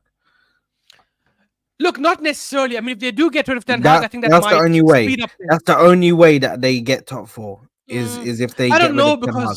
This guy is a certified bozo. Yeah, but Saad, this is probably a utopian sentence because it probably never happened. But do you think if they had every single player fit and available, they could potentially go on a good run? Or do you still don't think that's going to happen? I don't think he has the know-how of how to build the team right for every player to be firing. Do you know what I mean? I don't see it. I don't see it happening with Ten Hag at the helm, bro. He's very confused. He doesn't understand. Like, bro, even yesterday, like I saw a video of somebody saying it on Saeed's channel, and I was like, bro, this guy is spitting, bro. They knew that Casemiro was gonna get caught, bro. They knew that Casemiro couldn't handle the thing, bro, and they knew that he wasn't able to turn his thing. So they set up traps for him, bro. They gave him the space to get the ball, and then they all of a sudden three people just rush him, bro. Like, bro, they're setting him traps. And if the manager can't see that, bro, in the first half and change that for the second half, bro, I don't know what you want me to do, bro. And he Yeah. doesn't even acknowledge that something's going wrong. He just says, "No, we're playing fine and we're playing good." That's all he says in Yeah, the the way post he match lashed out at interview. that. The funny thing is, I've not seen a lot of reporters challenge managers like that in the post match conference and the post It match needed to be done. interview. But the way he did it and the way he got taken aback and he started like arguing back and all that stuff, I think that was a bit too much because the reality is, yeah, your team is playing shit football and a lot of it could be because of you. I think sacking him might speed up things, but I think even without sacking him, they still have a chance of challenging for top four. But they have to get things quickly. They have to get things fixed quickly within the next 4 or 5 games. But after game week 10, I'm just picking a random thing because I'm basically after the first Mhm. 1/3 of the league. If you don't have your your team fixed and you have like a good momentum going on, then yeah, there's no chance you finish top four, even if you salvage it in the second half of the season, because the three teams by then, City, Arsenal, Liverpool, will probably have run away in terms of points difference, And then and you one of got to the fight other with the rest. teams. Exactly, you have to fight with the rest, and it becomes super difficult because some of the other teams might have Mhm. already had a big advantage over you, like Brighton, like Newcastle, because they're already on like 7 points. So yeah, it's gonna be crazy. I think they'll struggle. I don't think they'll finish top four. They're not my favorites to Yeah. finish fourth, but So, they can challenge for top four if they make a few adjustments, in my opinion. mm. Yeah, no, 100%. I agree, man. I think if Liverpool were just playing with them at the end, to be honest. Pause. I think they were just playing games, bro. It was just like let's actually see how long we can keep the ball, bro. The Liverpool Mm, fans started to olay them in their own stadium. It just got that's super mad. embarrassing, man. It just got super embarrassing for Man United fans, and I don't know how long Ten Hag's got, bro. I think it's a matter of weeks, not months. It's a matter of weeks that Ten Hag Potentially. has, Yeah. to be honest. But anyway, that is it for the weekend roundup, guys. Remember, next week we will be here for Saad Ash, where it's a bit of a longer stream today. We actually did end up doing 2 hours. There you are. Yeah. There you are. We actually Same. did end up doing it, bro. It's okay. And As I said, sleep is overrated, so it's fine. yeah, not to me, bro. I'm going to sleep straight away, bro. You know what I mean? I'm out of here. But listen, big up to everybody who has tuned in. Make sure you're smashing the like button. Make sure you are subscribing to the channel if you haven't already. I'm going to be passing you guys over to Wait, um. before we Oh go, because yes. you put it in your thing, transfer window rating. Just give a rating quickly. I want to know what you. 2 out of 10. Oh my god! Seriously? Yes. Damn. You don't Okay, want me to fair. start that, otherwise we're going to be here for half an hour. What do you rate it? No, no, no. We don't need to. What do you rate it? I would say I'm not that moved by the Sterling thing, but I think it's decent squad depth at least. I would say a 7 out of 10 for me because the Yeah, only thing you're that would have cooked, made it. bro. You're cooked. Yeah, because if we got okay, so wait. Let's say we got a striker. Let's say we got Gyökeres, the one you wanted. What would you have rated the window then? 8 out of 10. Why 8? Why not 10 out of 10? What was missing then that you wanted to get? Uh, is this including Sterling? Yeah, including Sterling. So let's say we got Sterling and we Okay, got okay, Gyökeres. no. I'd say that's like a 9 out of 10 or a 10 out of 10. Yeah, it's a 10 out of 10, right? Because then you fixed Yeah, because everything. You got a. we got everything that we needed. Yeah, but the So fact you're that we didn't get a saying striker, the yes, striker thing takes yes, away eight or points. Ah, that's mad. That's mad for yeah. me, bro. Do you know why? Do you know why? Do you know why? Not when we have Because these guys scoring like that. no. Shall I tell you why, Ash? Mm. Because we didn't actually go for the area that we needed to the most, which is attack. And if you look at all of the players that we got rid of, although we got rid of them for good money, we got good money for them. Bro, have we replaced anybody? Where is our squad depth? Where is our squad depth in the midfield and in the attack? We haven't got it, bro. I just We haven't named them, got it. Saad, at the start You of the named it, show. but it was bullshit, bro. How was it Ash, bro. bullshit? What we So doing wait. here? So you want us to have 10 midfielders? Is that what it is? Is 6 not enough? No. You need to have in a situation right now where we are, where Yeah. Marino is injured. I told you already about Erdegaard. I told you already about Saka. Yeah. Now, let's say for instance Sterling comes in for Saka. Okay. Let's say for instance Havertz gets injured. Who comes in for Havertz, bro? Trossard. Then you don't have somebody to back up Martinelli. You see how you can start. You see how you start moving your stuff around, and Saad. it becomes Saad. really Saad. No, shaky. no, no, no, If you no. You look know at what? Man This is City, bullshit. if you look at Man City, if you look at now, hold on, because if you look at Man City don't have Okay. that problem. Of Man course they City do. lose. What do you mean? Man City. Hold on. Man City lose Haaland and Rodri right now. Who do they have coming in? Who Nobody. do they have Striker, coming in? nobody. Nobody. No, they Striker, could, they they sold could, they could. Alvarez. They sold Okay, Alvarez. okay. So they could play a false nine. They could play. Oscar Bob is They could play. injured for the rest of the They whole could play. They season. could play. They could play a false nine. They could play a false nine So, with so can we. By your logic, so can we. With Foden playing as a false nine. So can we. So then why can't you apply that same logic to us? We could also play with a false nine. The reason why is because our system is not as it's not Sad. as You're backing yourself into a corner. You no, realize I'm not. by Hold the way, on. Because I guys, missed the for those word, who are bro. left, yeah, for those who are left, yeah, just hear what Saad said. If right now Jesus is injured, so if Saka is injured, and then if Havertz gets injured, and Trossard goes there and But he we're gets looking at injured, something that's a reality. Something this could happen, bro. so how Look do at you the amount expect of this Saad? games. Look at the So amount please of ask. games that we have to play. Okay, so basically, you want us to have a squad of 30 players. Is that what it is? Because No, right now, as long as we have 22 players, so the starting 11 and I'd a rather whole other 11 around to back 26, them, 27 is what I would rather. Saad, City don't have 26, 27. So where are you getting your numbers from? Because they have the squad of 22, but they still Yeah. have depth in every position, bro. Okay, so let's go at it one by one. Keeper, yes, I agree. We don't have the depth because Ramsdale is gone. That's what it is. It is what it is for No, we most got teams. we You got only have one. Neto. We got Neto.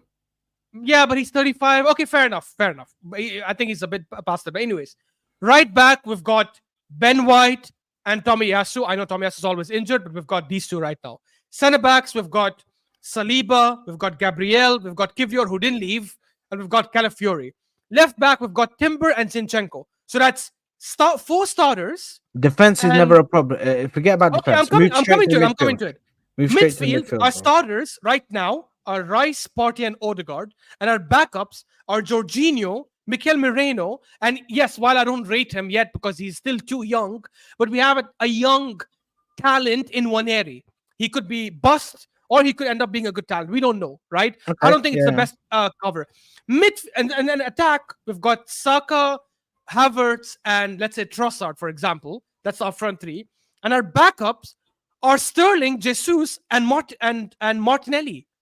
That's not a bad team. Why So are we so making it seem Jay's like our so squad is Jay so shit? Jay Jay's use is injury prone. Party is injury prone. So who else do you want me to name that's injury prone? Who else Sad. do you want me to name? Because We if we're speaking about numbers and we want to start doing like likelihood and probability and what's likely to happen, bro, these players are likely to get injuries, bro. You're acting like these yes, players but then are but good then and they're not gonna get but then injuries, bro. the team we're chasing has the exact same problem. Every team in the league has the same. So the two teams, realistically, if I ask you, Sad, who will challenge for the league? You will say Arsenal, Man City, and Liverpool, right? Maybe you're not going to say Yes. Chelsea, United, and all these teams, right? Liverpool are well known historically to have major injury problems every single season. So we cannot bring them as an example. Man City cannot keep John Stones fit to save his life when he's their best defender. Ruben Diaz last season missed games. Bernardo Silva missed games. Kevin De Bruyne missed more than half the season. Haaland missed 2 to 3 months of last season. This season, Foden I think missed a couple of games, although like that was very few. He was there for majority of the remaining season. So you have Grealish missed a couple of games, Doku missed a couple of games. So you're saying this, oh, if what if players get injured? I agree with you. If these other teams that we're competing with But don't also when have I say injury-prone players, but they when I also say have them. injury, I'm talking about long term injury, bro. But they also have long-term injuries. Haaland was injured long-term last season. Kevin De Bruyne was injured for more than half the season last year. They also had that problem. So if they don't have that issue, I agree with you. We need to have 22 players, just like Man City are always fit, or majority of the times are fit. But they don't have that thing. We don't have that thing either. I think our fans are sometimes just going into this thing where now we need to have 22 players and the 22 players need to be healthy 90% of the time, which has never No, ever but happened. the thing is, I don't think that the quality that we brought in, Sterling necessarily for me, I don't think is the only attacker that we should Yeah, have I'm not brought in, moved by Sterling. Yeah, and yeah. But I'm not moved by it completely. In regards to the rest of the attack, would bro, you take Sterling over Reece Nelson? Because that Reece Nelson was the backup for Saka, I let's don't be give a honest. fuck about Reece Nelson. Why does everybody keep on saying this, bro? Why the fuck does Because everybody keep on saying, Saad. would you take Reece? Bro, Reece Nelson shouldn't have been in the first place. Okay, so I'll ask you this question. I'll phrase We it should have better. brought in somebody Before and Sterling.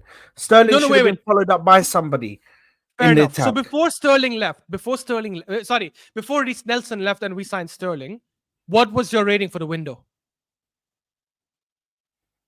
It was It still was low because we didn't, yeah yeah. Give bro. me a number. Give me a number. Give me a number. I'll explain to you why. I'll give you my logic. Just give me a number. Okay, it was 3 So how did your rating go down after Sterling came?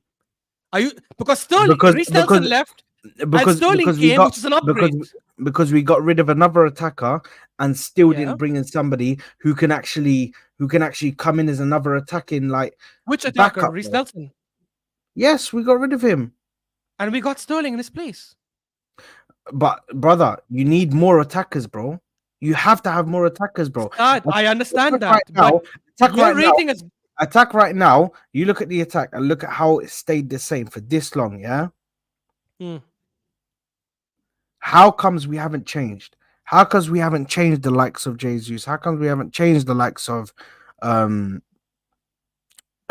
obviously habits and tried to improve on them, bro? Why can't we try and get that gunman? Why couldn't we go and get that striker? Why couldn't we go and get that goal I scoring winger? agree with you. Like you're saying 6-7 is crazy, bro. Like It's why not. are I'll you tell you saying, why. I'll just tell you ask why. why are you saying 6-7? Wait, this I'll this is explain to gonna you go why. over 2 hours now, man. I'll You explain to started you why. this, No, no. bro. I'm so sorry. I'm so sorry. I'll finish this and we can end this. I swear. The reason I'm saying 7, I would have given it a 10 if we got a striker because just like you, I wanted us to get a striker. I've been crying for Osimhen and Isak for so long, right? I wanted us to get a striker. If we got a striker, I would have said 10 because last season, our biggest issues that we had, right, were outside the attack thing because we did break our record one more time in terms of goal scoring. The biggest issue we had was left back where we conceded certain goals or we were horrible in certain games because our left back was Zinchenko, right? And we had to keep switching the left backs. If you remember, we played Timber in the big first game, and then he obviously got injured. We played Zinchenko left back. We played Tomiyasu left back. We played Kivio left back. And the other issue we had was midfield when he kept playing Kai Havertz in the mid, Partey was injured the whole season. He couldn't find the right balance. He tried Jorginho. He didn't like Jorginho. He took him off, put Havertz back in the midfield, then took off Havertz, and then settled with Jorginho, Rice, and Odegaard for the longest time until Partey was back, right? Which is Mm. also something we fixed by getting Moreno. Yeah, he's got injured for 2 months again in training. Unfortunately, we always have players getting injured in training. Stupid Gabriel had to fall him and fracture his shoulder, but it is what it is. That's something. It's not something that someone could have foreseen. But my point is, we addressed these two weak issues we had from last season by signing these two guys. That makes it a 7 for me. If we Right. signed a striker, I would have finished it off as 10 because then it would have been a perfect window. You get what I mean? With the backup we had for Saka, because Sterling for me is never going to be a starter. He should never be a starter for Arsenal. But if Saka gets injured, which is very probable, I'd rather have Sterling come in on the right versus Reece Nelson, which is the option that we had up until a few weeks ago. Which is why I find it mental for people to say one player that we didn't get should turn our window into a 2. Because that was the final. City. That was the final puzzle. That was the final Yes, piece of but the by that puzzle. logic, City, City fans, I don't know if there's any City fan who can back it up. Most City fans have been crying and begging for a good cover for Rodri because Calvin They've got Phillips was that. not it. They've got that. Who? Who? Gundogan. He's not a backup for Rodri. Rodri's a DM. Gundogan Bro, was with Rodri is a midfielder, Sad, bro. Rodri can play sad. as a midfielder, bro. Box to You, box. you know why you're bullshitting because Why? they were calling for this 2 seasons ago when Gundogan was starting with Rodri. They were saying we Yes, have Gundogan, but Rodri, and Rodri KDB. coming We in. need backup. Rodri can coming in now. Sorry, Gundogan coming in now can fulfill that role for the time But being. he's not. He cannot win the ball the way Rodri does. He cannot do But he his can defensive side of still, the game is not as good as Rodri's. No way yeah, close. but he can They still got do a makeshift type of thing, bro. bro. Okay, we have players who can do makeshift How as would well. it? We're not happy So with wait, that, right? how are they doing that right now then without Rodri playing in the game? Because It's you're been talking about all of this God. stuff, yeah, It's bro. been 1 or 2 games. I don't give a fuck, bro. They're still Okay, so firing, so so bro. so so, so let me ask you this: if they play against us, and then they play against, you said Newcastle away next, right? If Yeah, they play these 2 games without Rodri, do you think their chances are still the same of getting the same result? not against us, but against Newcastle. Yeah, I do think so. Bro, I guarantee you, if they don't have Rodri against us or against Newcastle, they struggle in both games. And they probably win neither of them. Not because they're bad, because the other teams are good and they need Rodri to complete them. They got Matthias Nunes to be that kind of cover, and we all know last season he wasn't it. I know he gave an amazing pass to Haaland against West Ham. He came off the bench and he played well and all that stuff. If he turns out to Well, be a second season wonder, great. But anyways, I just think people are like really overhyping this thing. I think our window is not perfect, but it wasn't as bad as people are making it seem. Well, here's what I'm gonna say. I do think it was a terrible window. I think that bringing in Marino and Calafiori is not enough. Plus the Sterling is not enough. I do agree that we need to get like 26 players in the squad. You may not agree with that. I think with the addition of games that we have now, the amount of games that we're going to be playing, I feel like we need to get as many players as we can under the books and quality players. Before, our problem was we had too many players that were not of the quality to compete. There was too much of a drop off whenever they came in. That was the problem before. That's why I'm calling it 2 out of 10 because I don't think we've brought in the right quality for the backups, and I don't think we've actually brought in the right amount of players. Do you know what I mean? We could have gone much more harder in this transfer window, but instead we did the typical thing that we do, which is, bruv, whenever we're one piece away, bro, it's always that one piece, bro. We're I always that agree, one but piece anyways. away, bro. We are always that one piece away, bro. Come on, man. You can't even disagree with that, bro. No, But no, no. I agree with you- one piece away, but I don't think it's that. Like, I still think we'll win the league even without that one piece because I still think in attack we're but really I'm good. talking about competing for other trophies, bro. My thing, I already told you at the start of the thing. Yeah, but if we win I the already league and we told don't you. compete with the I others, already would you not be told you. happy? I'd be happy, bro. But I want us to compete for the other trophies, bro. I want us to be Yeah, able to compete on of all course, fronts, bro. 100%, Yeah. Let's let's 100%. not let's not just say, oh, okay, we won the league. Yeah, yeah, yeah. Like we have to be I think competing, bro. We I have to think we have start enough to building compete as this. well. I think we have enough to I don't compete for think other so. trophies I as well. don't But think anyways, so. we'll see. We'll see how it Yeah, goes. we'll But see, man. It's gonna go crazy, bro. This guy's got kids. I've got freaking work in the morning, guys. Listen, it's been emotional. It's been an absolute blessing. Big up to Ash. Big up to myself, of big course. up, Big up to guys. all you lovely people. As you can see, man, me and Ash. This show will never be. This show will always get heated. By the way, if you ever see us screaming at each other, this is just something that happens. And Moroccans do this a lot. We'll just Yeah, start screaming exactly. at Like, each other. We'll just start screaming at each other, and you guys are gonna think we're taking it serious, but it's just normal conversation. We just try to speak over each other because we want to get our point out first. However, yeah. Listen, yeah, Boston. I know 100% we can't, but listen, Magical Ash knows more than me, bro. Do you know what I mean? He knows wait, that we can. he said we can't. Saad squad is still too thin. Maybe FAPL and UCL. So isn't that all the major trophies? So we cannot compete for the League Cup. Oh damn it, we're screwed. But So I don't agree with what he's saying. I think the FA Cup and the UCL is out of reach. but you tried I to think the use him only three are. as a reference point in the beginning. Yeah, I can't lie. I saw we can't sod. Boston, what is this, bro? You threw me off, bro. I can't lie. You There threw you me off. go. There you But go. anyway, big up people. We out of Big up, guys. it. Latest people. Love. Peace.